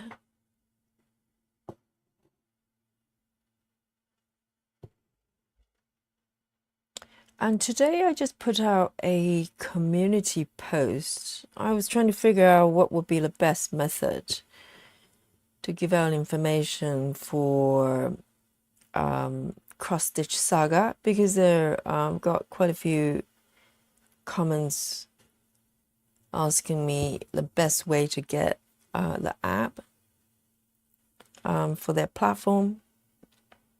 So from what I gather from Karen, she was very kindly sending me some links, which I'm allowed to pass on for conversion. I think that's probably the biggest hurdle most people have when it comes to getting to use Saga. So I put out a community post.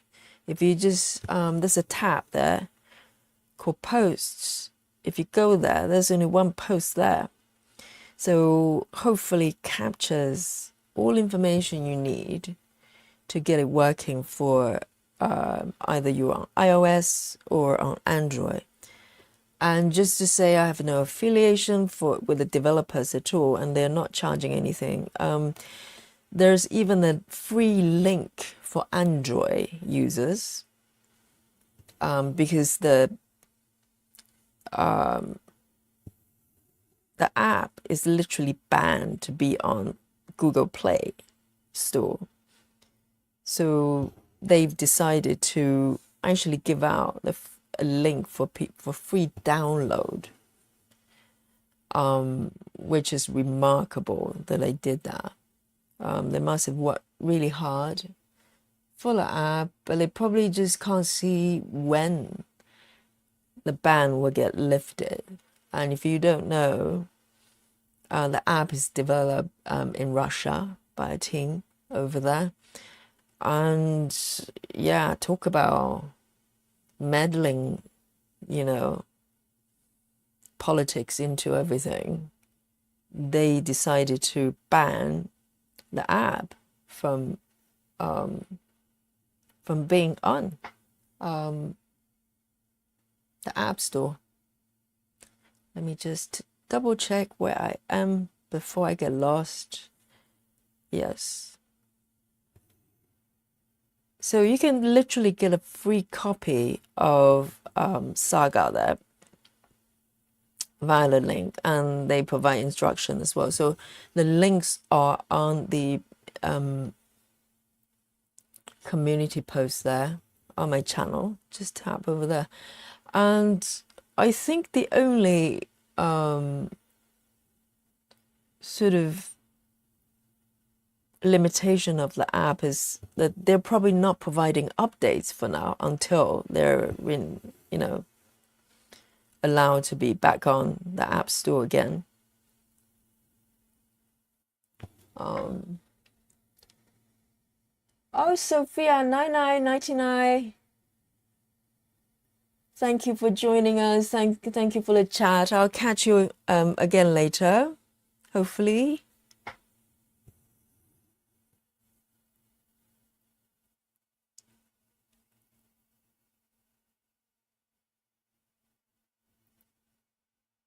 And so that's the only limitation for the free download. Otherwise, because I managed to download it from my Android as well, because I've got an iOS copy which I purchased. But Android, it looks the same so far. So probably minus some bug fixes. Otherwise, it's fully working. And I truly hope once they allow to come back and have the app on the App Store again, they can sort of have a donation option for people to pay if they manage to get a free download, you know. Because I cannot see why they shouldn't be compensated for their work. It makes no sense.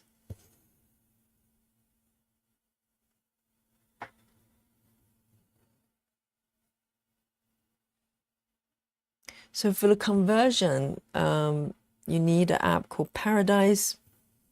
So you can get, well, it's technically existing on the Google Play store, but you do need to be able to upgrade it, to pay for the upgrade to Pro version to get the conversion function, which is also blocked.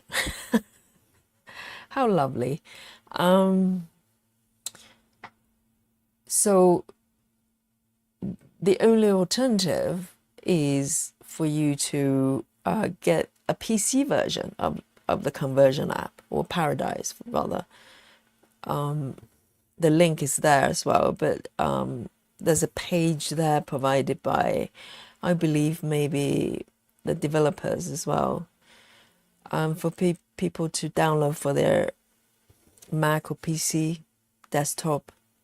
And you can do the conversion there, because these are the things you only need to do once, depending on how many patterns you have.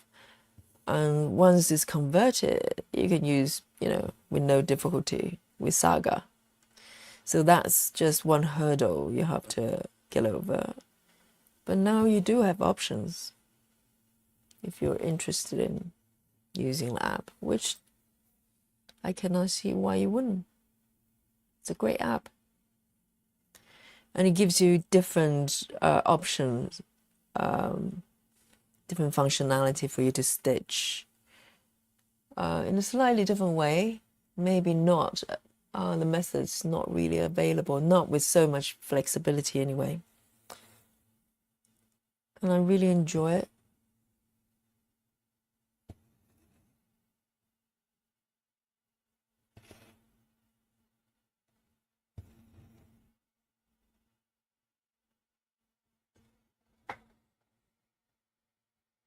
Jennifer asked, does Saga work for PDFs? So that's the kind of the key of the root of sort of technical issues. So I think because Saga has got its own format, the unique format. It's called DOTS, DIZE, which is not familiar to us at all from where we are. I suspect it's probably quite popular in Russia, because both Paradise, the conversion app, which is, I believe is Russian based as well, and Cross Stitch Saga, they both use the same format. So conversion is the key, because once you've got the conversion going, you need to convert all your PDFs to .dies. And you can do that via Paradise. I know there's a little bit of information there for your head to get around, but it's not, probably not as complicated as it sounds, because all it is PDF, the standard PDFs that we have from Heaven and Earth, for instance, or pattern providers, is not compatible with the app. That's all that is. So it's a matter of finding a tool that you can do the conversion to convert it to a recognizable format for Saga. That's all that is. And so it's just a matter of how you go about to do that. And so now you have the PC version or the Mac version of Paradise, which allows you to convert a file.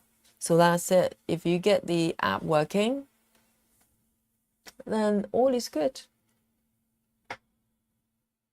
So the answer for you is no. And it's just finding a way to convert your files to a recognizable format for Saga.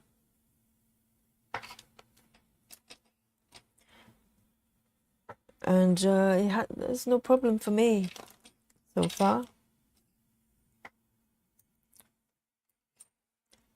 And even with so many pieces, all you have to do is the conversion to convert the PDFs once.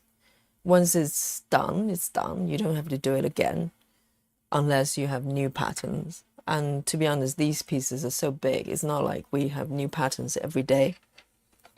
At least most of us. Even I don't have new patterns every day. 3722.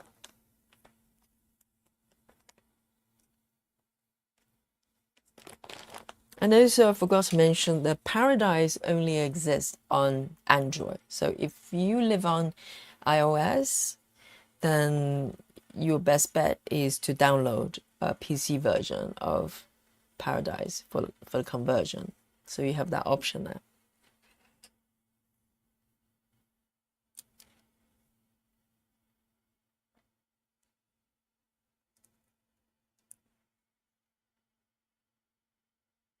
Let me see what's the next color I'm going to work for.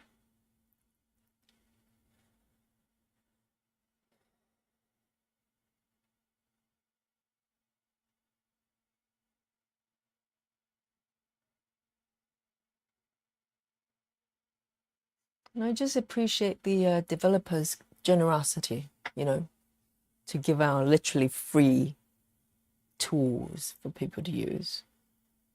648.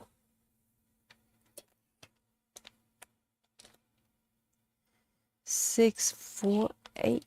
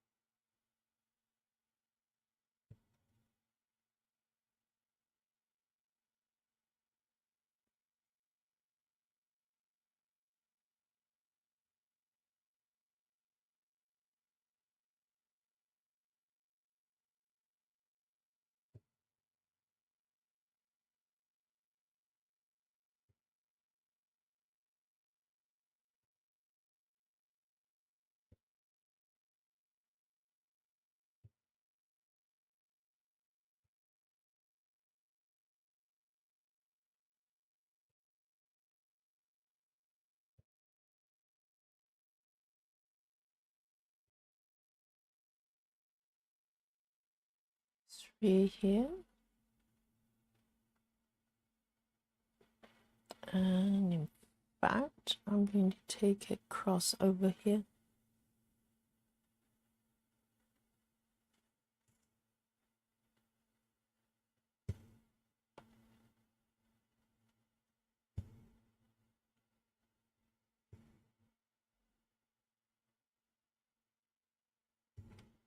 Smooth like butter.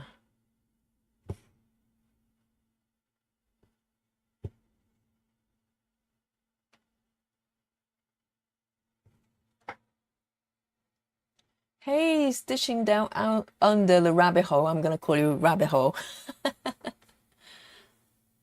Oh, can you talk about how you end a thread? Okay, of course. So for this particular piece, and most pieces I do actually, whenever I can. So let me get to the point I need to end so I can show you how I do it. Just a few more stitches here. Good to see you down under, or rabbit hole. I like your name.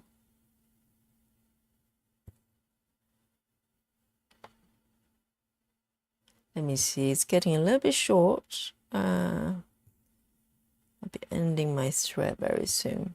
So there are a few methods of my choice, but this is probably my number one method because it works for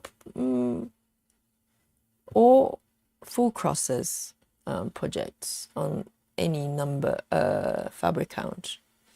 Let me just take it over for these 2 stitches here.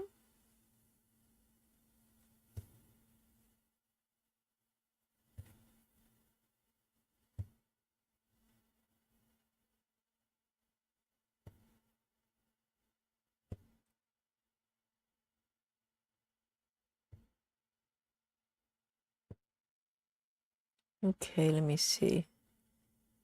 If I'm going to 1, 2, 1, 2, might be able to squeeze in this one. Okay, but I'm going to stop here and show you how it ended. So now I'm ending this thread because it's getting quite short, or even not short, just when you run out of stitches, right? So wherever you are, depends on your stitching method, probably doesn't matter. All you have to do, my end point is here, this gray stitch here. And normally what I do is to take it away a few stitches over, preferably on stitch area. So I'm going to just pick this brown color stitch here, and I just come up with one of the bottom corners here. You can go either direction. So I normally go bottom right, pull it out, and what I'm going to do is to put my needle under this cross here in the middle. Let me see if I can zoom in a tiny bit more. And just pull your needle through, and you probably need to practice a little bit because in the beginning I kept sliding off everywhere. I know some people, they thread is through multiple stitches. To be honest, there's no need. All you have to do is point at this center where you see the cross and push down rather than through.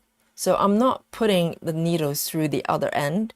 I'm focusing on the center area and push down. And I'm push down and just pull the thread through. And that's it. So occasionally you can see a little bit showing through, but it's gonna, once you stitch the surrounding stitches, you literally can't see it. And most of the time you can't even see anything. And it depends on how, you know, how well I position my needle. And it doesn't require that many, not much position. And now literally the thread's over, and you just pull the thread out, a couple of stitches away, snip it off. That's it. So it's kind of my favorite way of ending threads. And I was talking about it the other day, maybe with one of you, I can't remember who was that, maybe Brittany, that the only project I would not use this method is half stitches. So I just want to show you, I've got one of the half stitches projects here. So it's quite fine, you probably can't see, but if you zoom in really close, see if I can do that. Half stitches by default is slanted one way, right?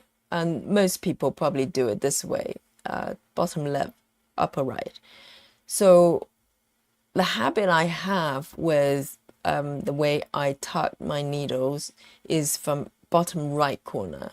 So if I do that with half stitches, literally I'm doing a full cross sometimes, or it will look like that.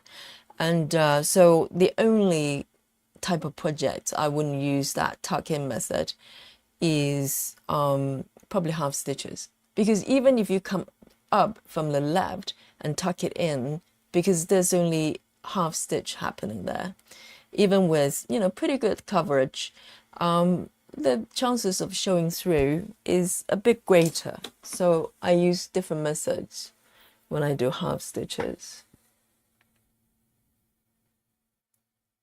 Oh, last night I was I was cheating because remember last night the stitches are so packed together and I do it row by row. Literally, I just I didn't end the thread basically because the stitches are so snuggly. I just pull the thread, pull the needle down under and pull it up somewhere and just snip it off. It stays in place. That's it. I rarely do that. And I've seen maybe Stitches do that, maybe Komari, but she leaves a very long tail, so that's different. Unless you leave a really long tail, it's probably not the most secure way of ending. Literally just pull the needle down, snip it off, leave a little tail or long tail. So yesterday I was doing something a little bit different. I was cheating a little bit. But it was okay. It worked. Nothing came off. So otherwise, I do a tuck in.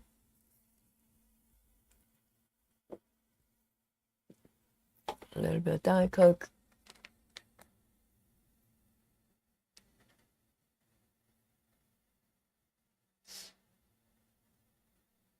Oh, is your name Heidi? Right. Your name is not Rabbit Hole. Oh, man. I had no idea. There I was thinking. Triple barrel name, you know.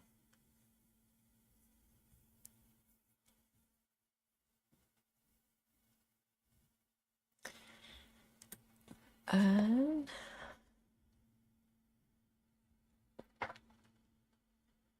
it's 10:44 p.m. here in the UK. I can't believe how hot it still is. The temperature is still really high.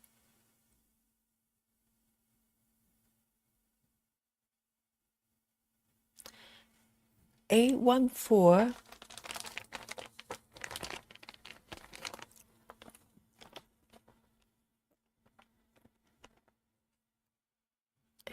I've got one thready here.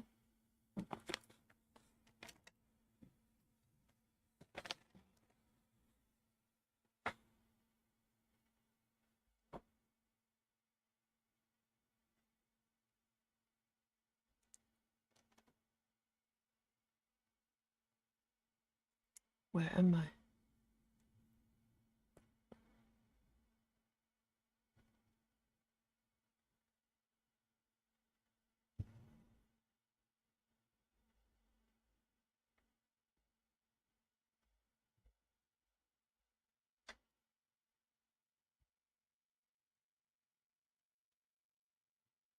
And from time to time, I would do pin stitches as well if I can't really find anywhere to tuck in without taking the thread over stitch area.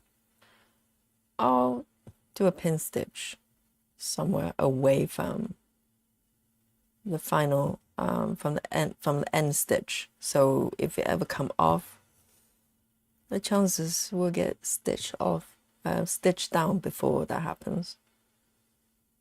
But I generally don't like pin stitches because the look, you just end up with a lot of pimples.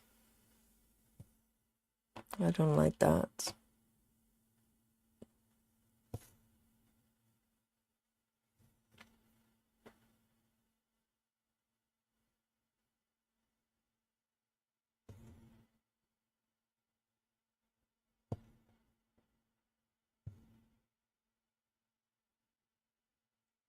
This one over here.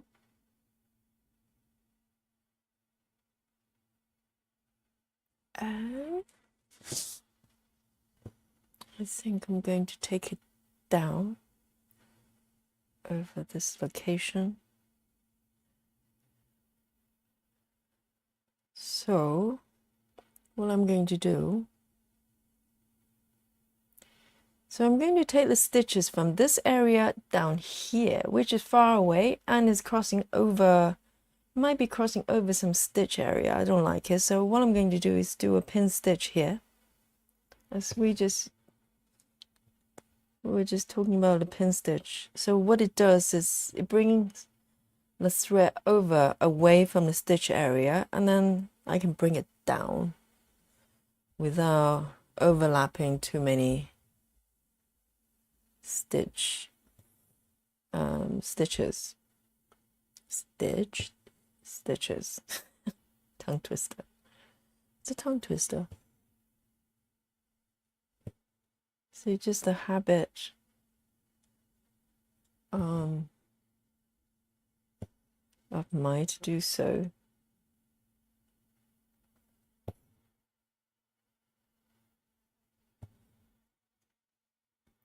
And we bring up a little bit here.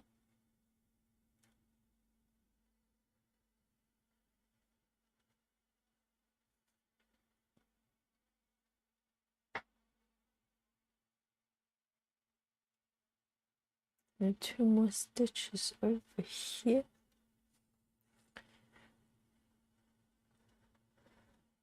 Here. 2 over here.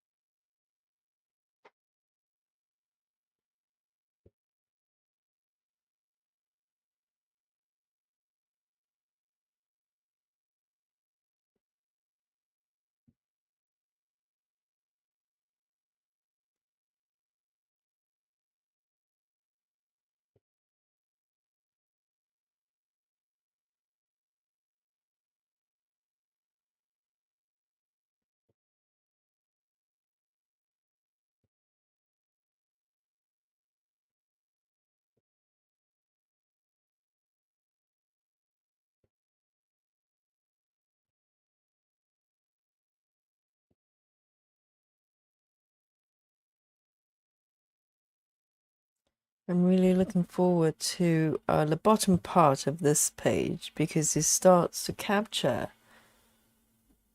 the there's a poster of a really stylish lady on the wall there, the bottom left there. That's why I chose to pick this page rather than going horizontal, which probably most people would do.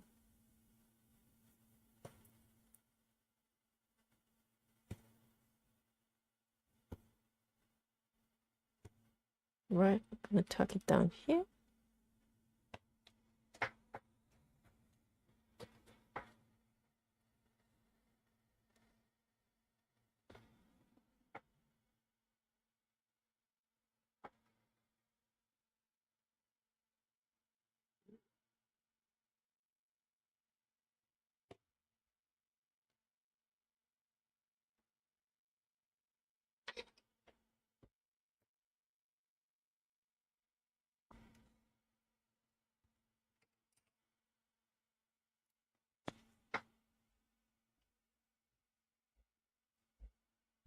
I think I'm going to continue with this color. It's got quite a few stitches here. A14.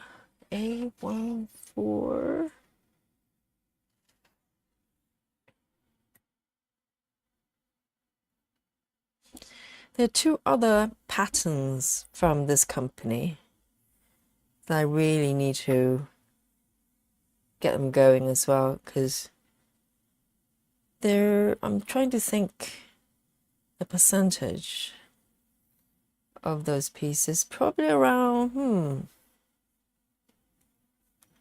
I'm trying to think if this one is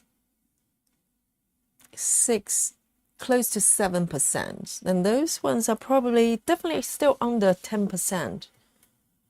But I worked on those for a little bit longer than this one. This one was the latecomer, and the granny's crop room as well. They came in a little bit later. and they were lovely.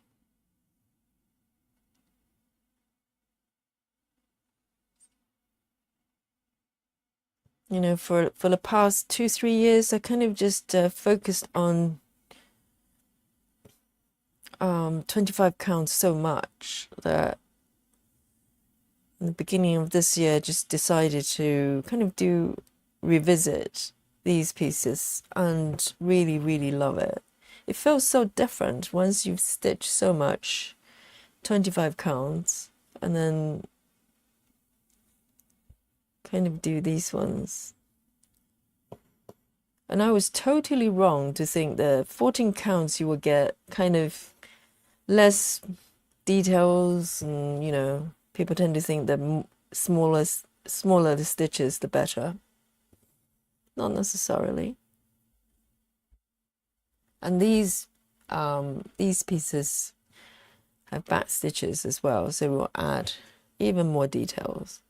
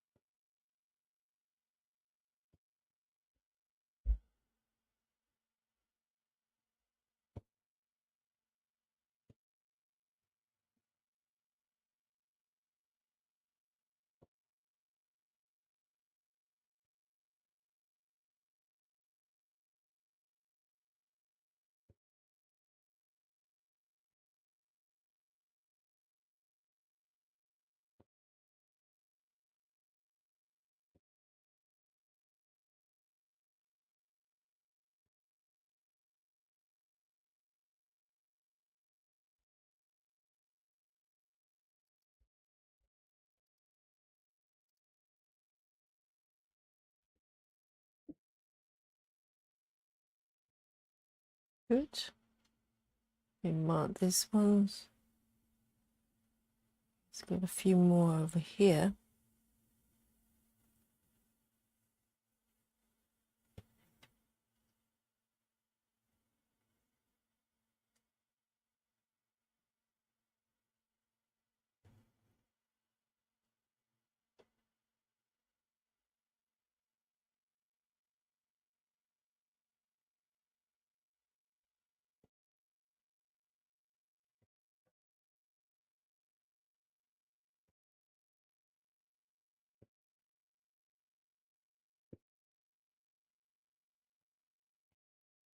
I really like these threads because it's got some friction is not a word, but it's got a tiny bit of, what's the word? Not resistance, but DMC sometimes very glidey, very smooth, which can be good, but it's a different kind of stitching experience.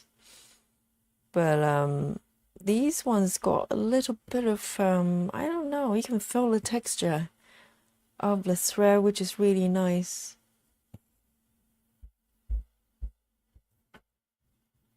It just feels really robust and very solid. 1, 2, 1, then one more here.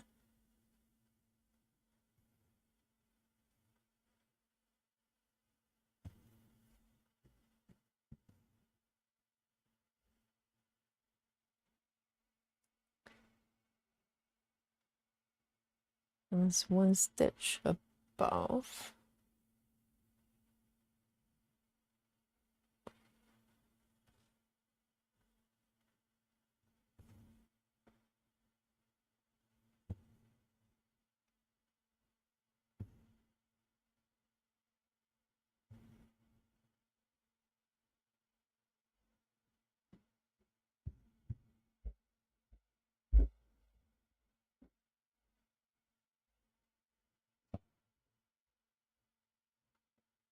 One,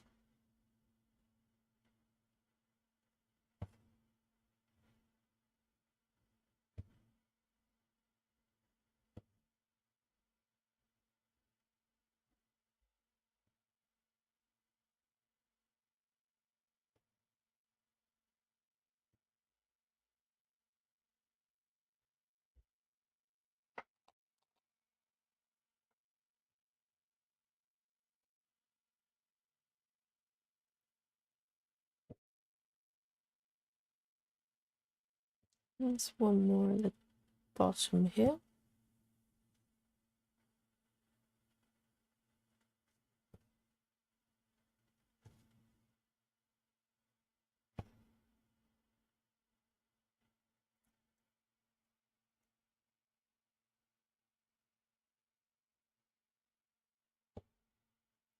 A little bit of thread left still. I think. Can you take it down here?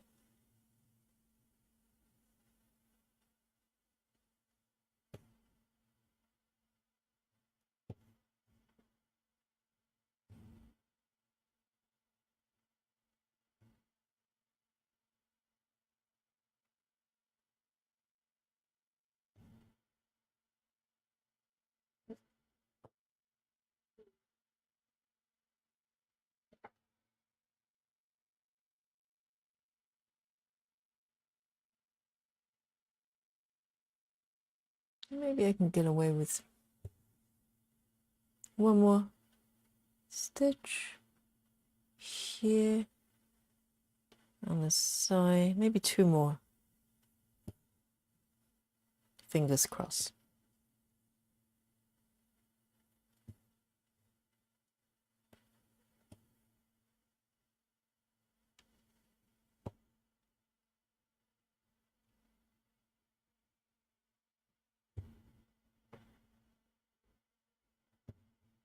Whoops, it's really short. And I'm going to just tuck it under one of these stitches.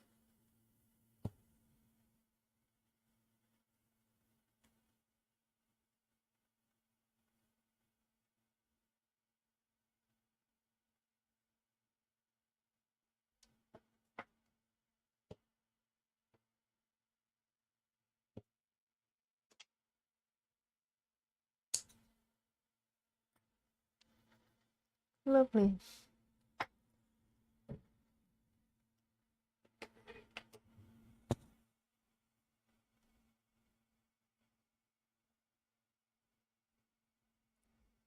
So I'm now ready to come back and do some pillow colors, some white.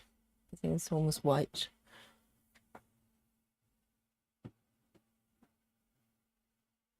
Three A 6 5.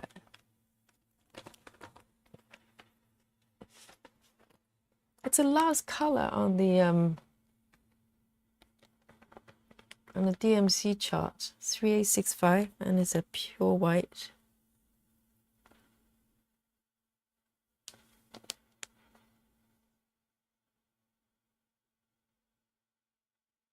Or is it the last color? It's the last color from the chart anyway. Maybe there are greater numbers.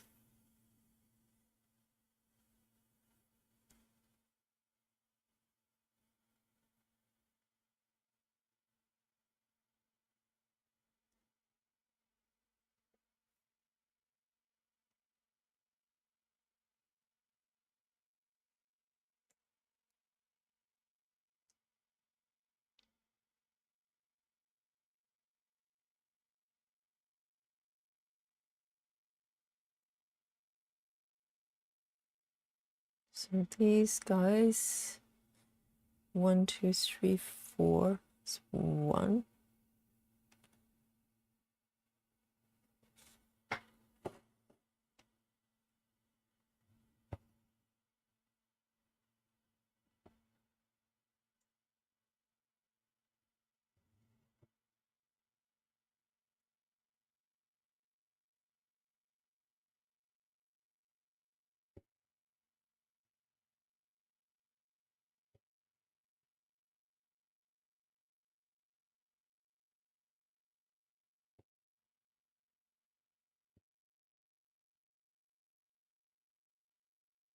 I think the lighter colors, it might show if you're, using two strands. Sometimes the strands are not sort of lined up as neatly. Sometimes they twist a little bit. And you can probably notice that a little bit more with lighter colors, because darker colors are just, you don't really notice. The lighter colors, if if it's a little bit less tidy, you probably notice it a little bit more. Not that I mind it, but sometimes just use my fingers, kind of just slide the threads through a little bit more. It helps a little bit. Let me mark these ones, 1, 2, 3 here, and just a straight line of this white color.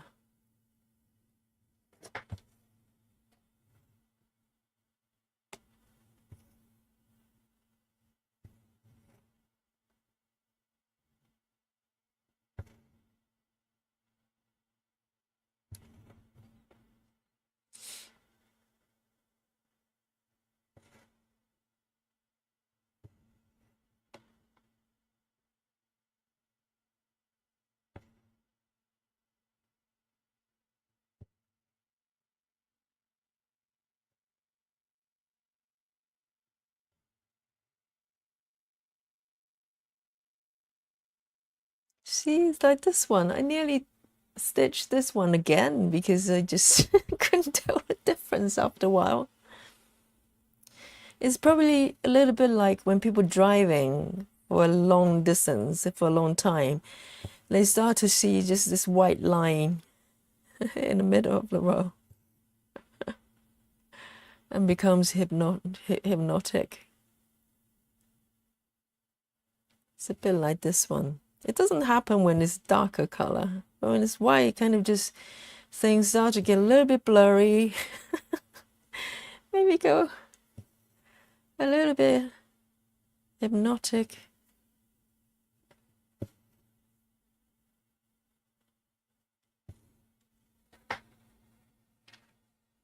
Rebecca says, going to call it a 9. Lovely stitching with you. Yeah. Thank you for coming over to say hello. And I'll catch you very soon. Have a lovely, lovely night. If that's evening over where you are.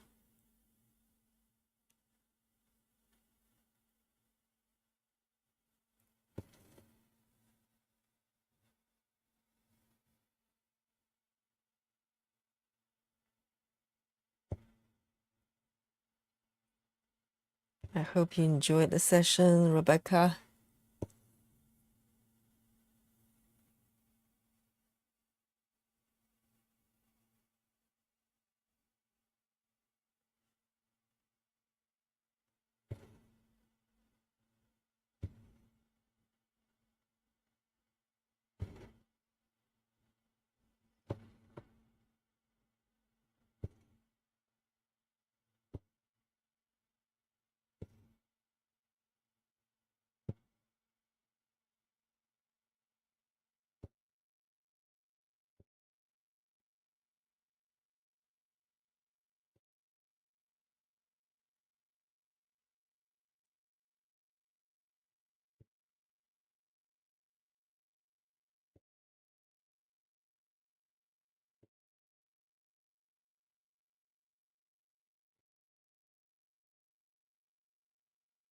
And talking about driving, I actually don't have a driving license.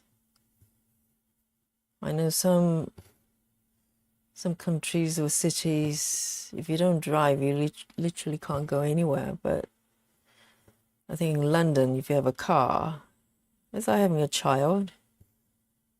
There's a lot of work.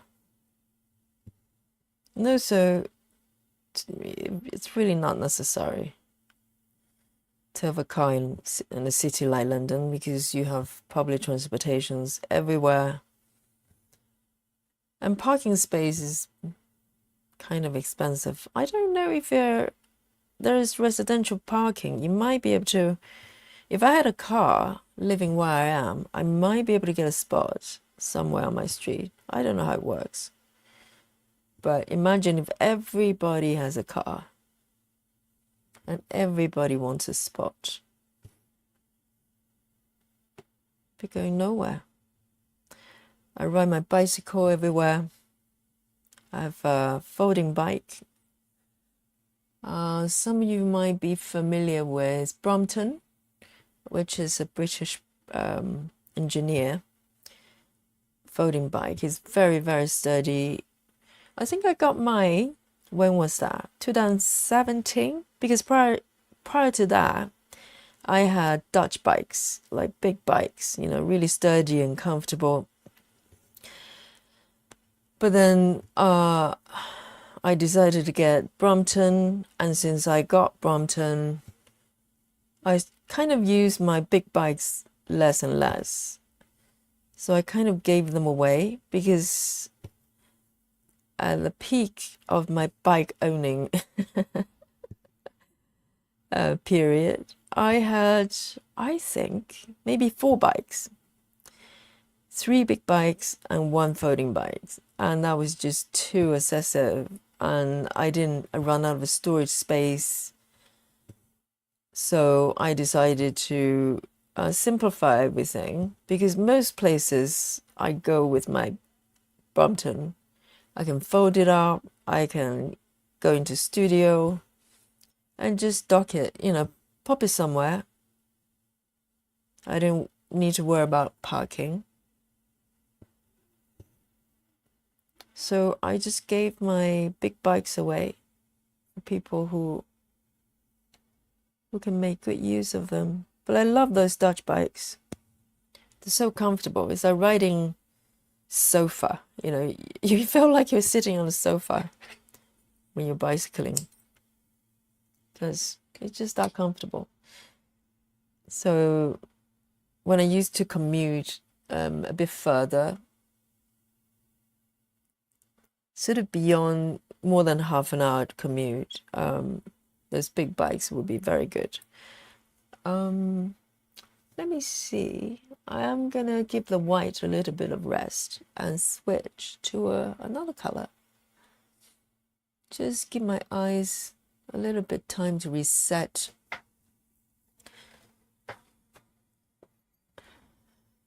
Because even on the screen, it's not that clear that these are actually stitched on top of a white background. That's 3689. 3689. It's a pink. Why not?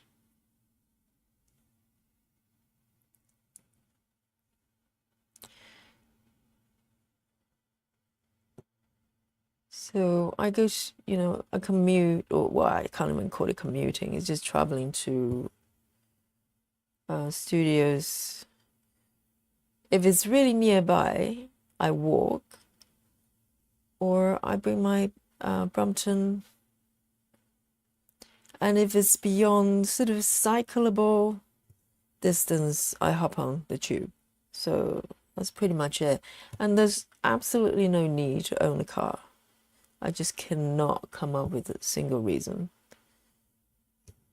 that I ever want a car. So I never really bothered to get a driving license. I think it's useful if you have to move, for instance, or transport something, and then you can rent a car. That might be handy, but I can always find a friend who can drive. It's not a problem.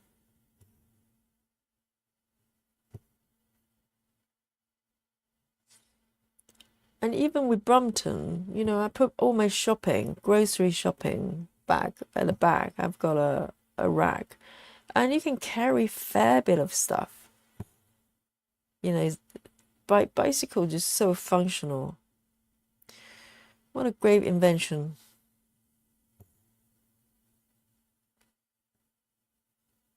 And I'm going to do one more here.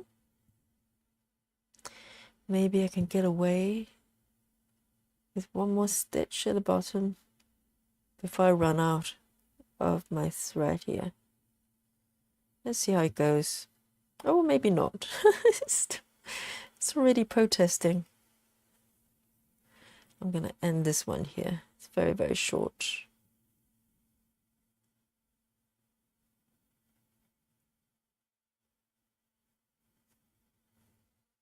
Just one more, one leg here.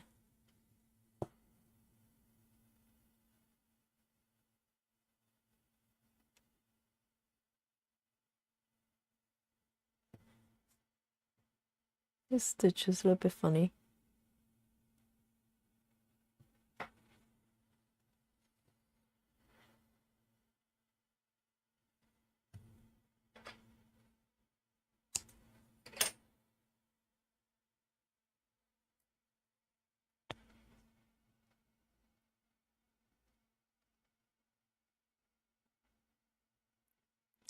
Right.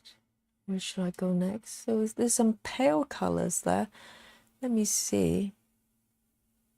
These ones down here. Let's go for another darker pink. 152. The salmony pink. 152.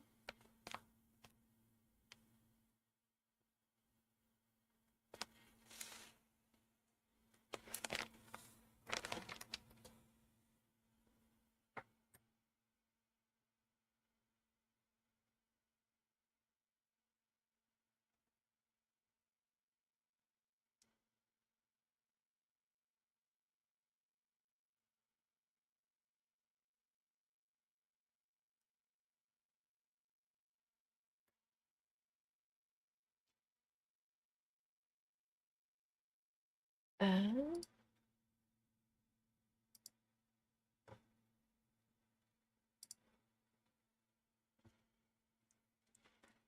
let me see. Where should I start my thread here? I think I'm going to move to the left here. Start here.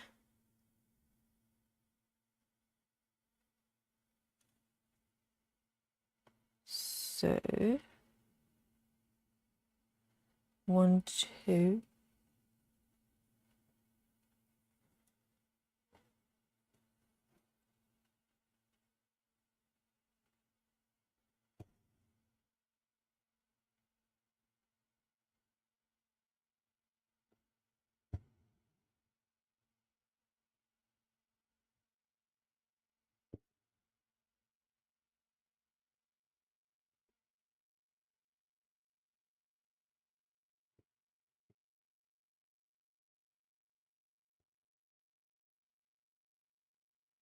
Just double checking I'm actually in the right spot. Because they start to look a little bit similar to each other. 1, 2 here. 1. Okay, yes, I'm good.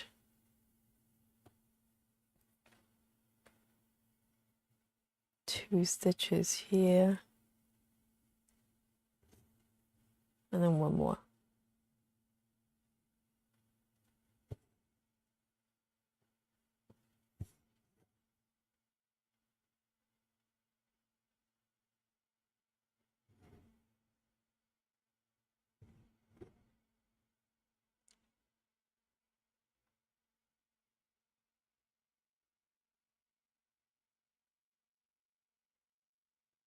And there's 1 stitch over here.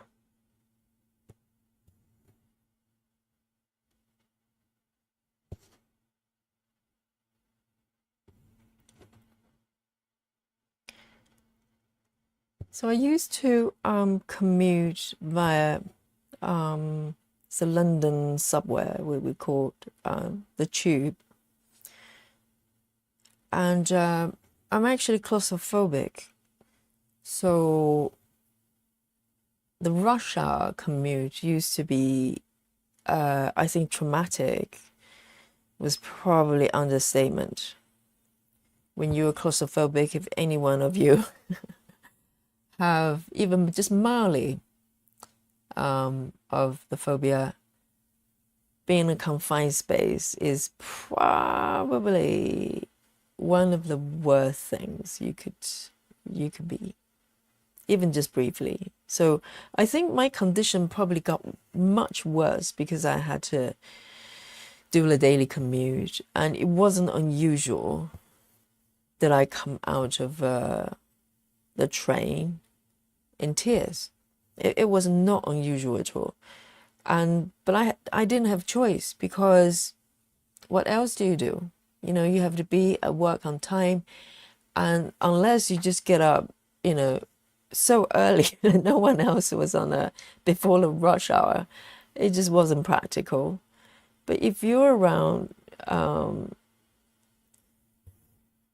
sort of rush hour when you're trying to get on the train, that's just the way it is. It was really jam-packed, and the line near where I live is just notorious for packed trains in the morning.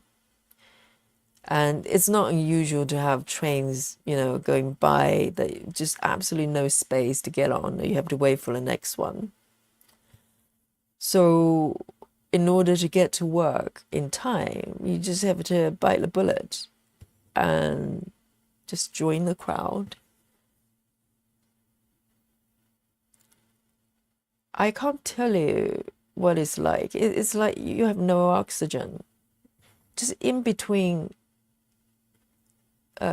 stations, in between stops, you have that moment of panic of, I cannot get out.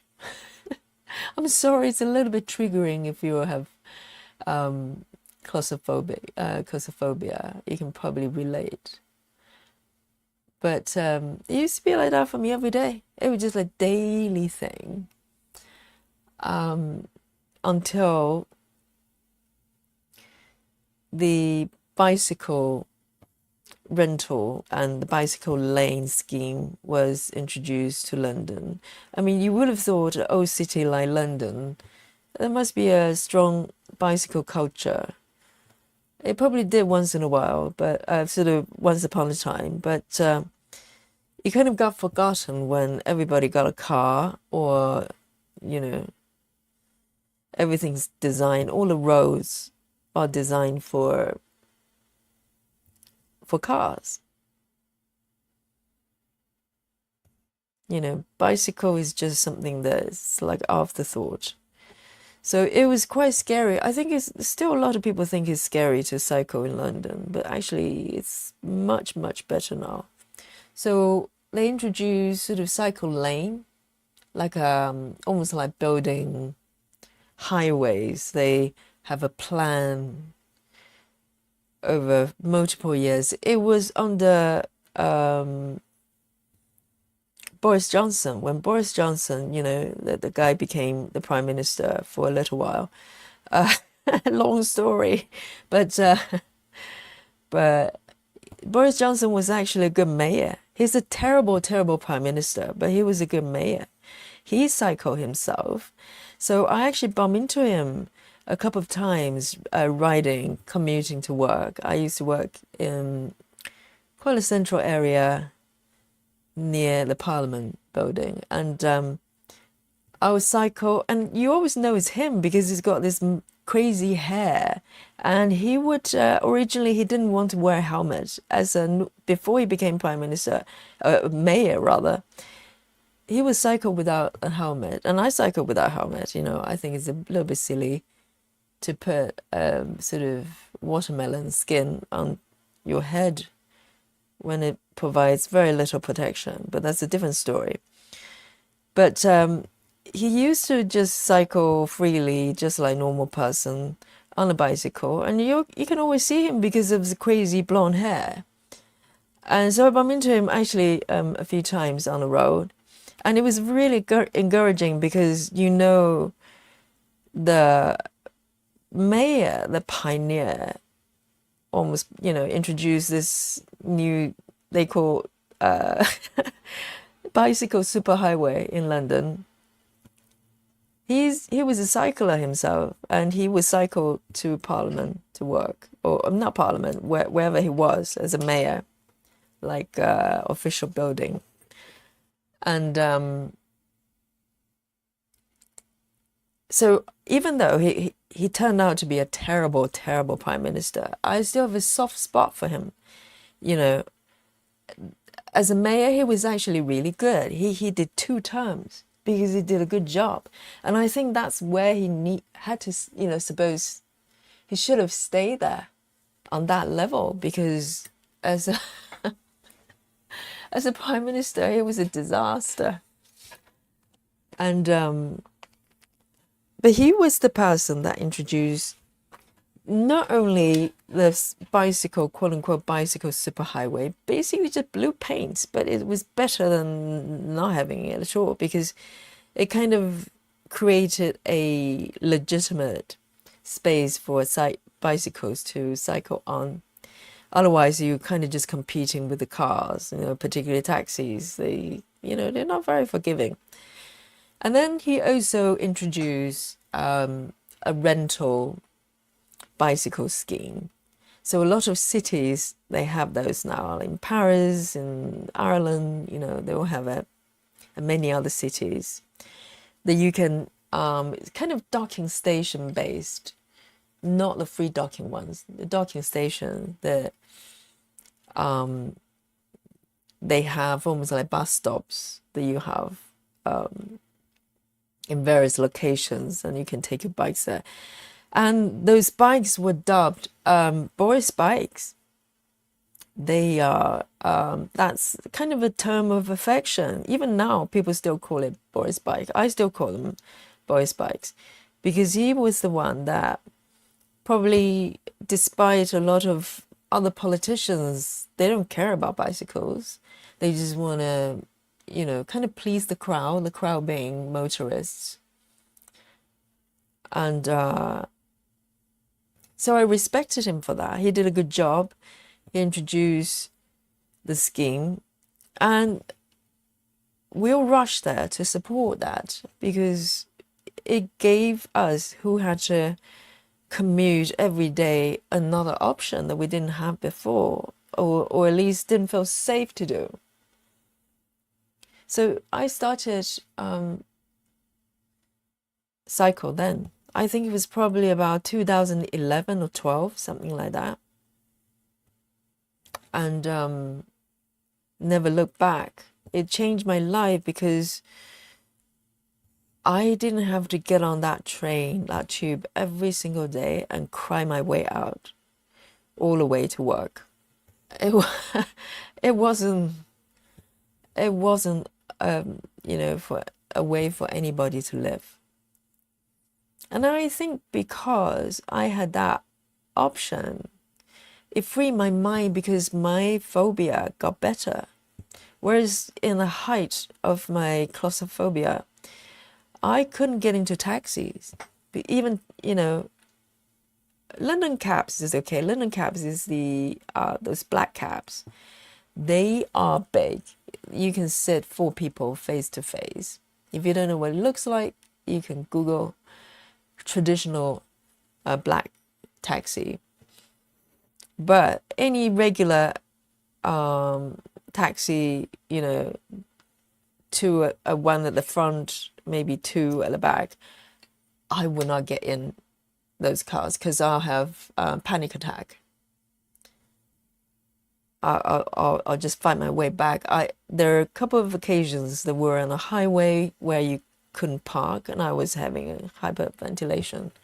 It was no fun, and it was a lot of hassle for other people as well. They didn't know what to do.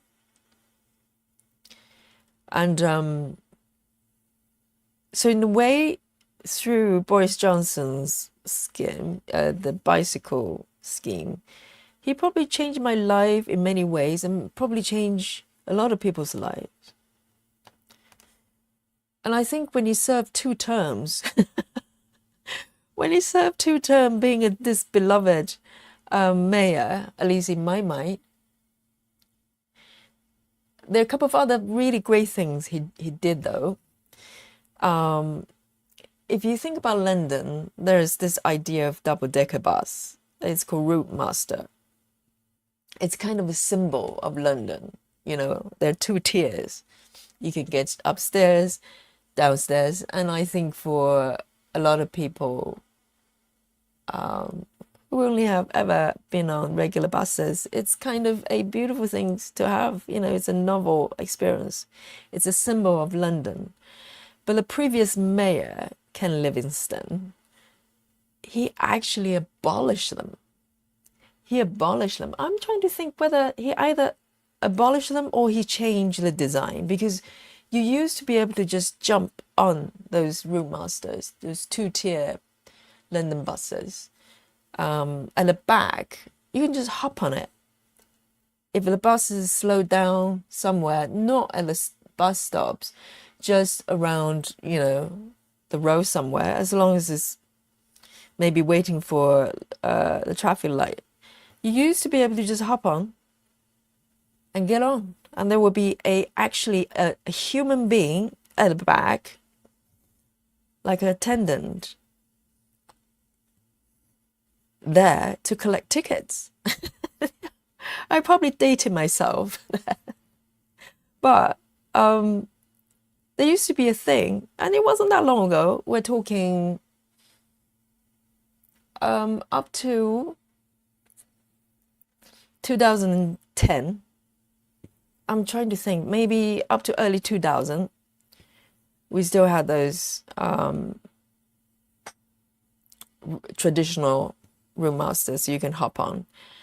And then Ken Livingstone, which was the mayor before Boris Johnson became the mayor for the first time, he changed the designs out of some sort of health and safety, whatever nonsense. Either abolished them, I can't remember.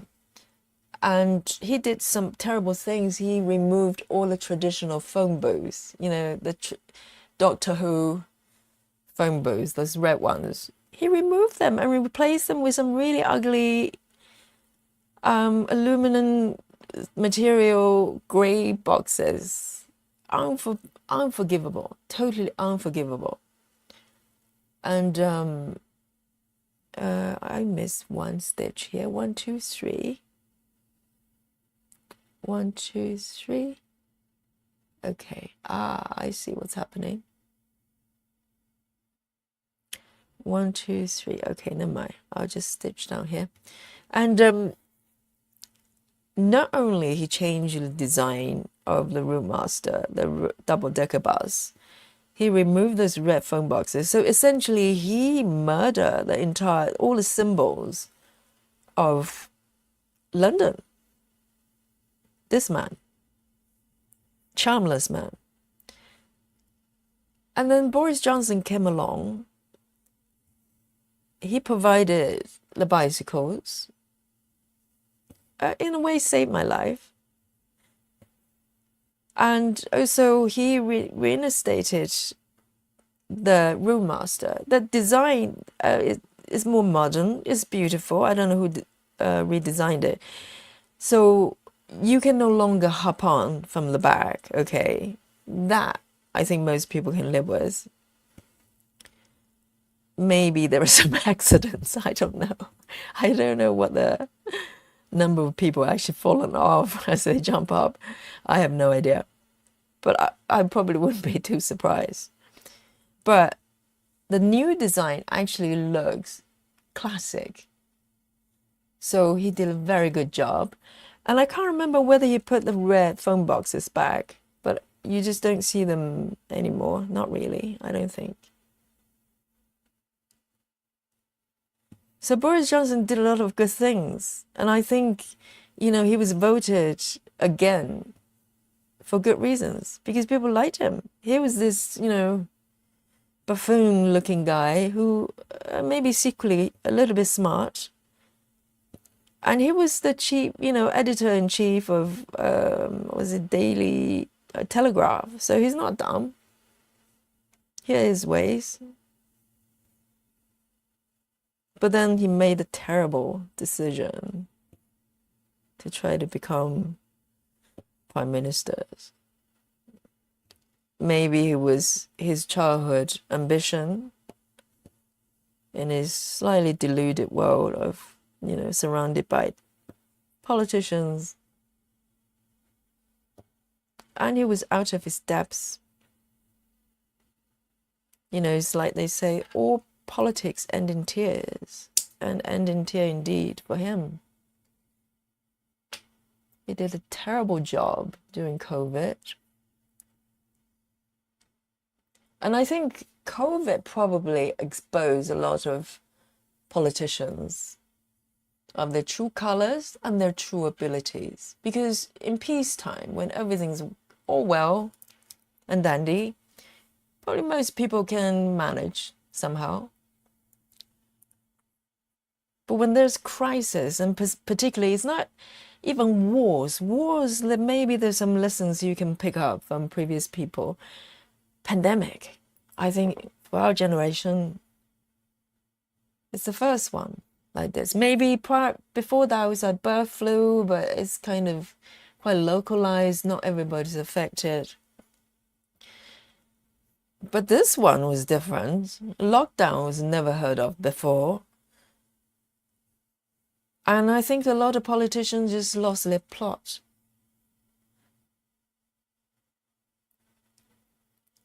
And yeah, I think he just became one of the victims or unlucky politicians, because at peacetime, you can blag your way through. You know, anybody can run a country if you have everything laid out. You know, everybody doing their parts. But a time of crisis that's unprecedented, if you're not made for it, and many are not, you're in trouble. He was in trouble.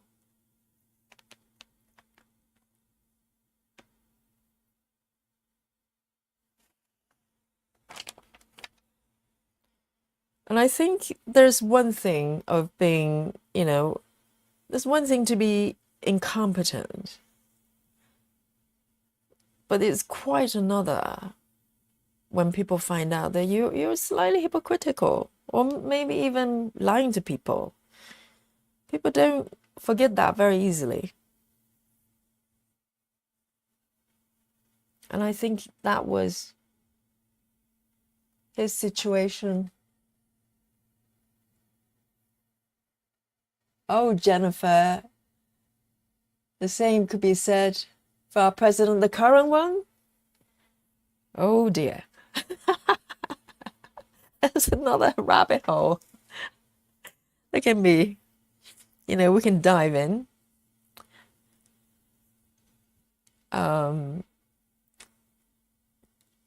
Yes, depends on whether you're talking about the previous one or this one. Yeah, both have a story, I'm sure.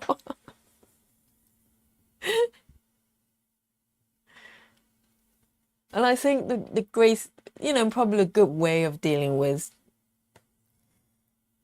these type of topics is to laugh at it, because ultimately you're talking about absurdity of people either deluded or they're trying to deceive you in some way. Neither is good.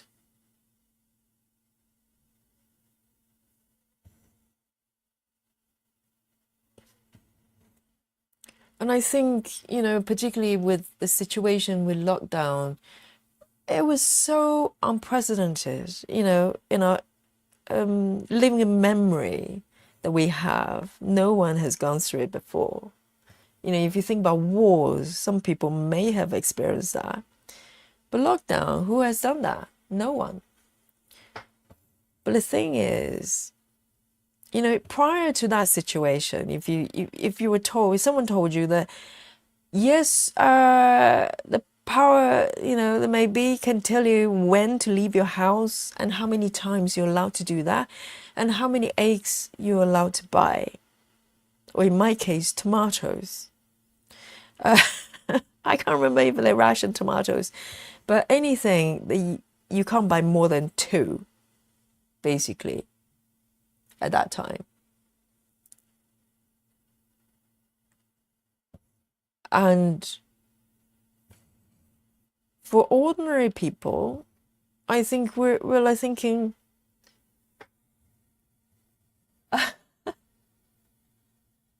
Here's why I want to leave. Okay, so you were talking. Are we talking about that dreaded, or not dreaded? Depending on who you support.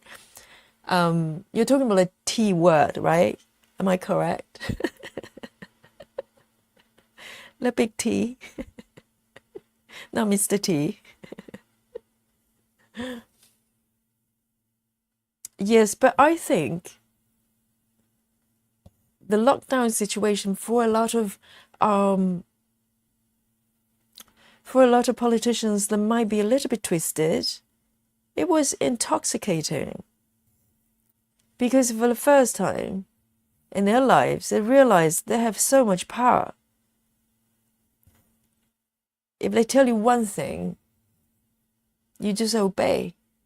Because people, it's the thing when a time of crisis, people look to the governments. Oh, I've stitched these ones incorrectly. Let me just undo them quickly. Wrong row. It should be 2 stitches above. Because in time of crisis, we're a lot more forgiving to what politicians do because, we want protection. Jennifer says yes. Yes, big T is a big topic. But I think for politicians, it's almost like a new toy they can play with.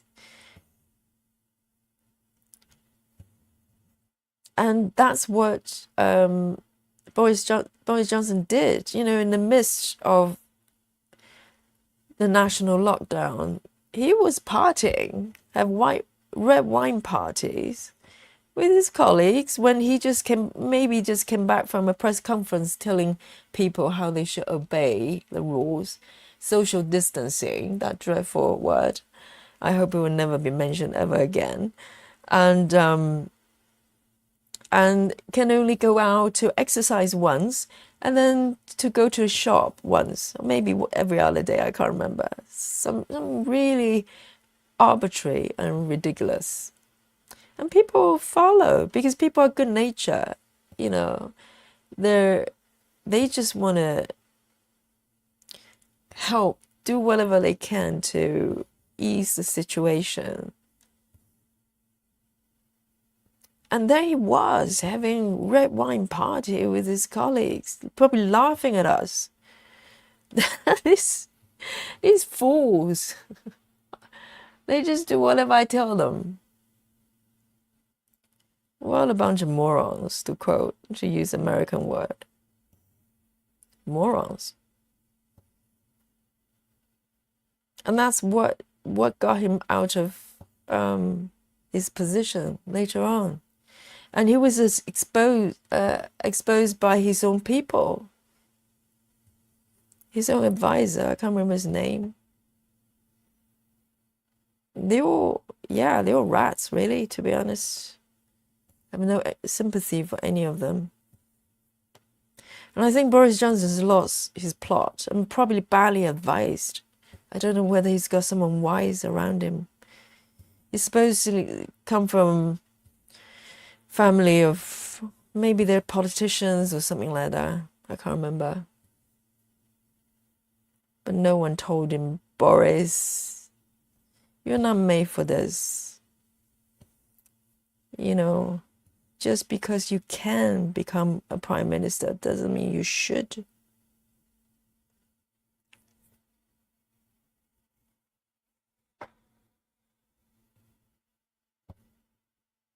And now he's kind of disappeared. I'm sure he will re-emerge and do something that's, he's got a very long title of something, foreign affair or something, but he's pretty much done. No one will trust him again.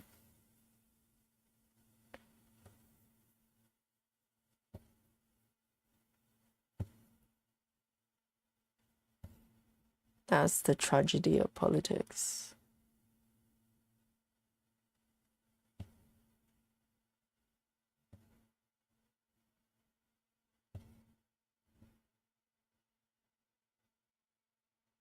Had he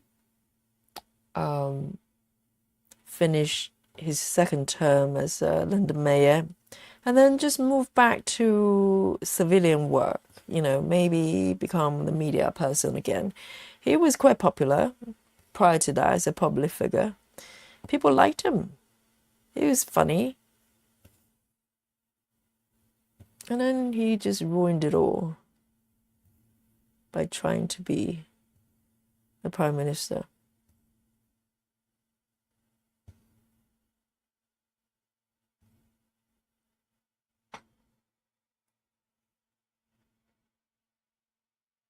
The cautionary tale.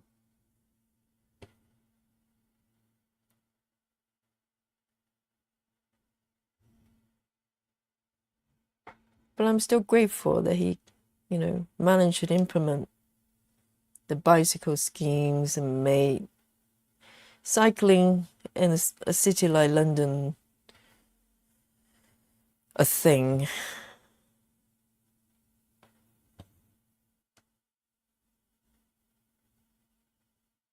So I'm still on bicycle.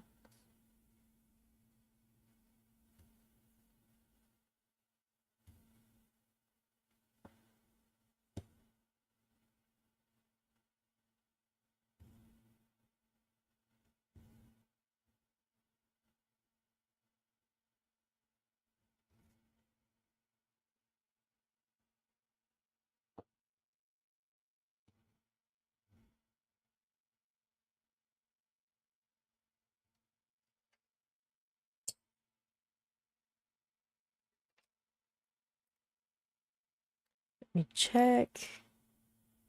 That one's correct. One more here.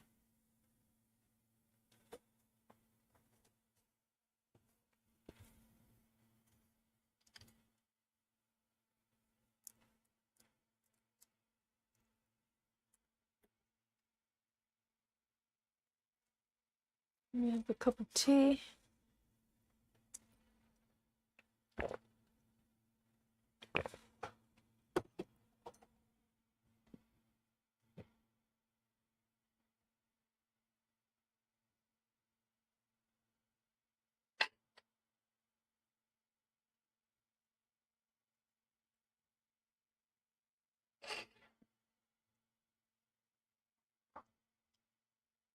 I might come back to do probably start to fill in this area a little bit. Just fancy the color scheme here.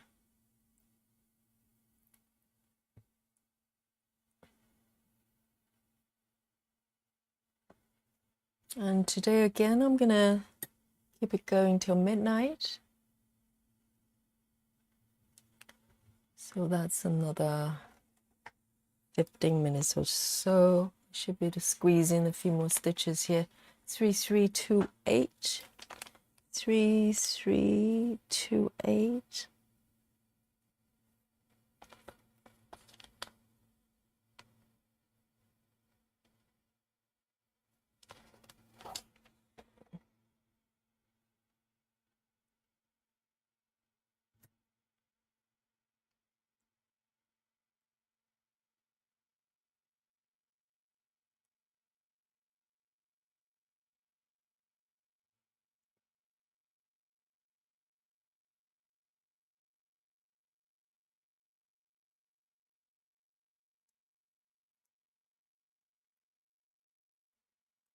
So there's a nice row of this salmony pink here.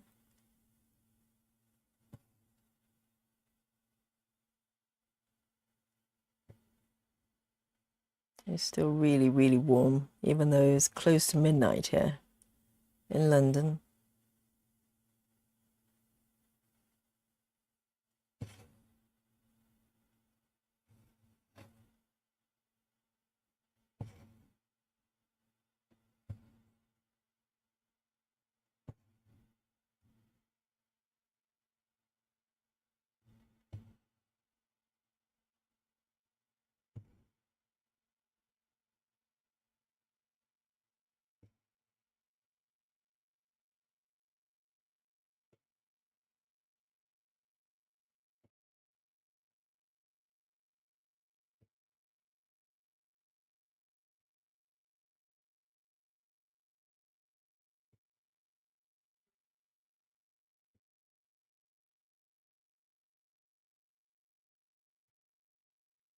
It's so nice to stitch.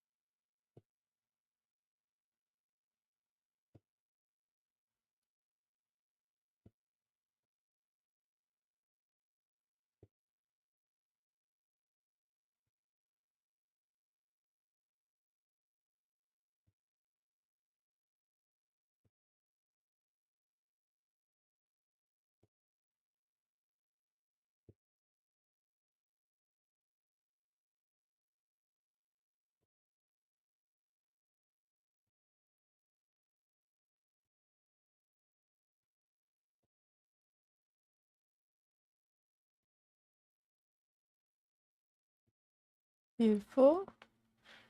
Let me see why these are the last ones. Oh, there's one loose stitch there. I can do those one, just one over there. So I'm going to end my thread here.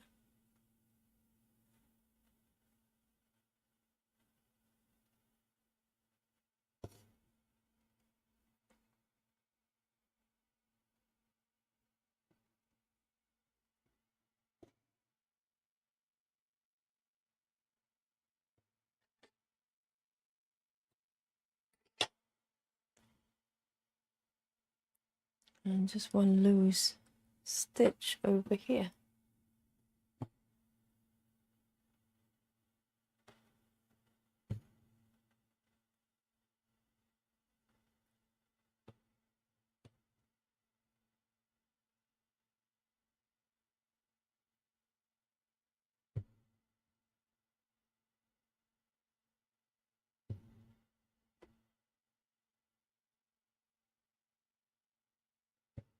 Lovely.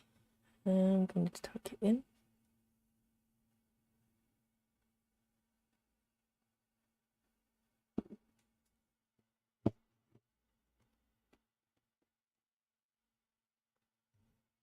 So I've been stitching quite consistently for 2-3 hours a day recently, but it just doesn't feel like it, because a lot of times in a 2 or 3 hour session, it feels like an hour.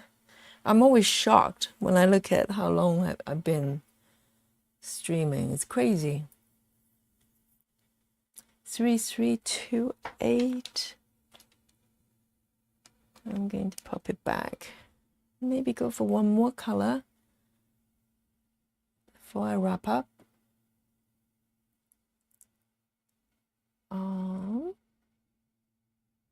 I can do this one, 402. And I'll show you how many stitches I've completed today. I'm very pleased. So, because depending on the stitching method, it can vary so much. And it's interesting to know.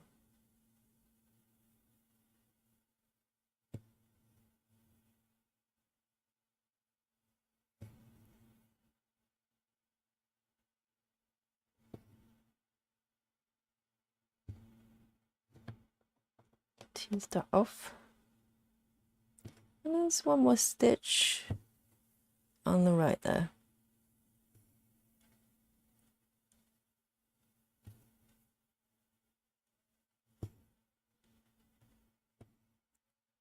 I'm going to end it here.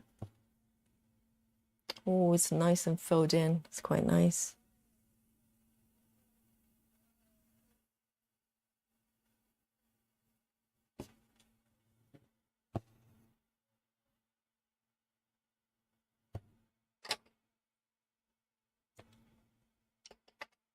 Lovely. Hang on, let me just mark these ones. And 402, pop it back. Right, let's have a look on today's progress. So let me remove that. So this is the second page. It is one page I've already finished.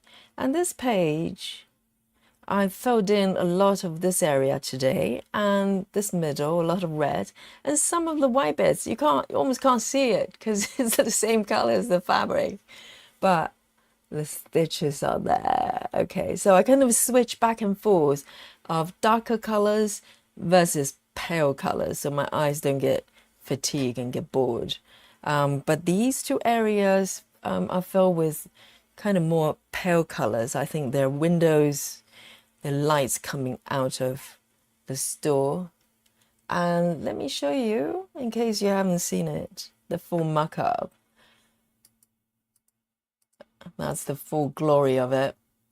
So I'm stitching, if you look at the left side from top to bottom, there's a poster where there's a lady there. I'm stitching just the area above that slightly.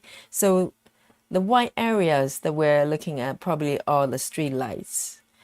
So I'm doing those. And as I stitch down, I'll get to the poster of the lady on the left there, which I'm really looking forward to.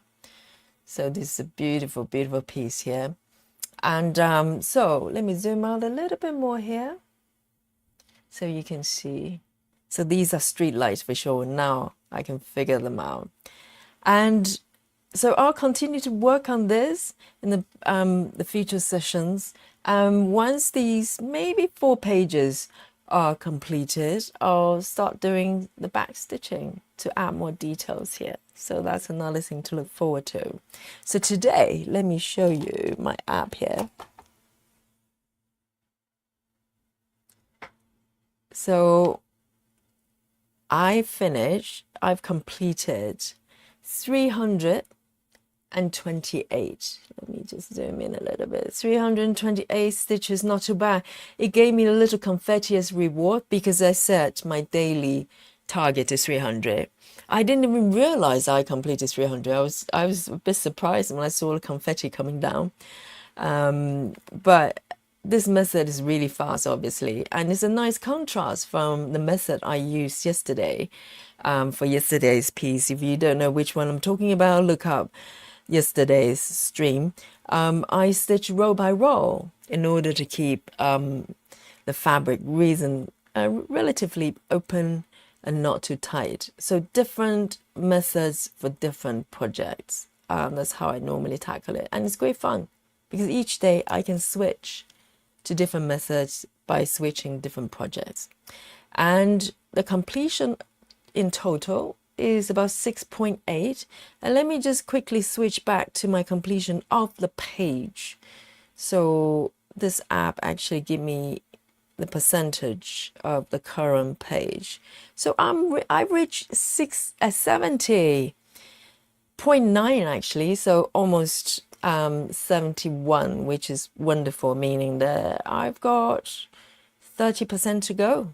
It's really encouraging. And so I keep working on this, and I think this method is perfect for this piece because even though I'm going mini cross country, the stitch is not too tight. Even the boxed in area, they're very easy to stitch. So this is where I am today. I hope you're having a lovely Saturday, and I hope you enjoy this session if you're stitching along.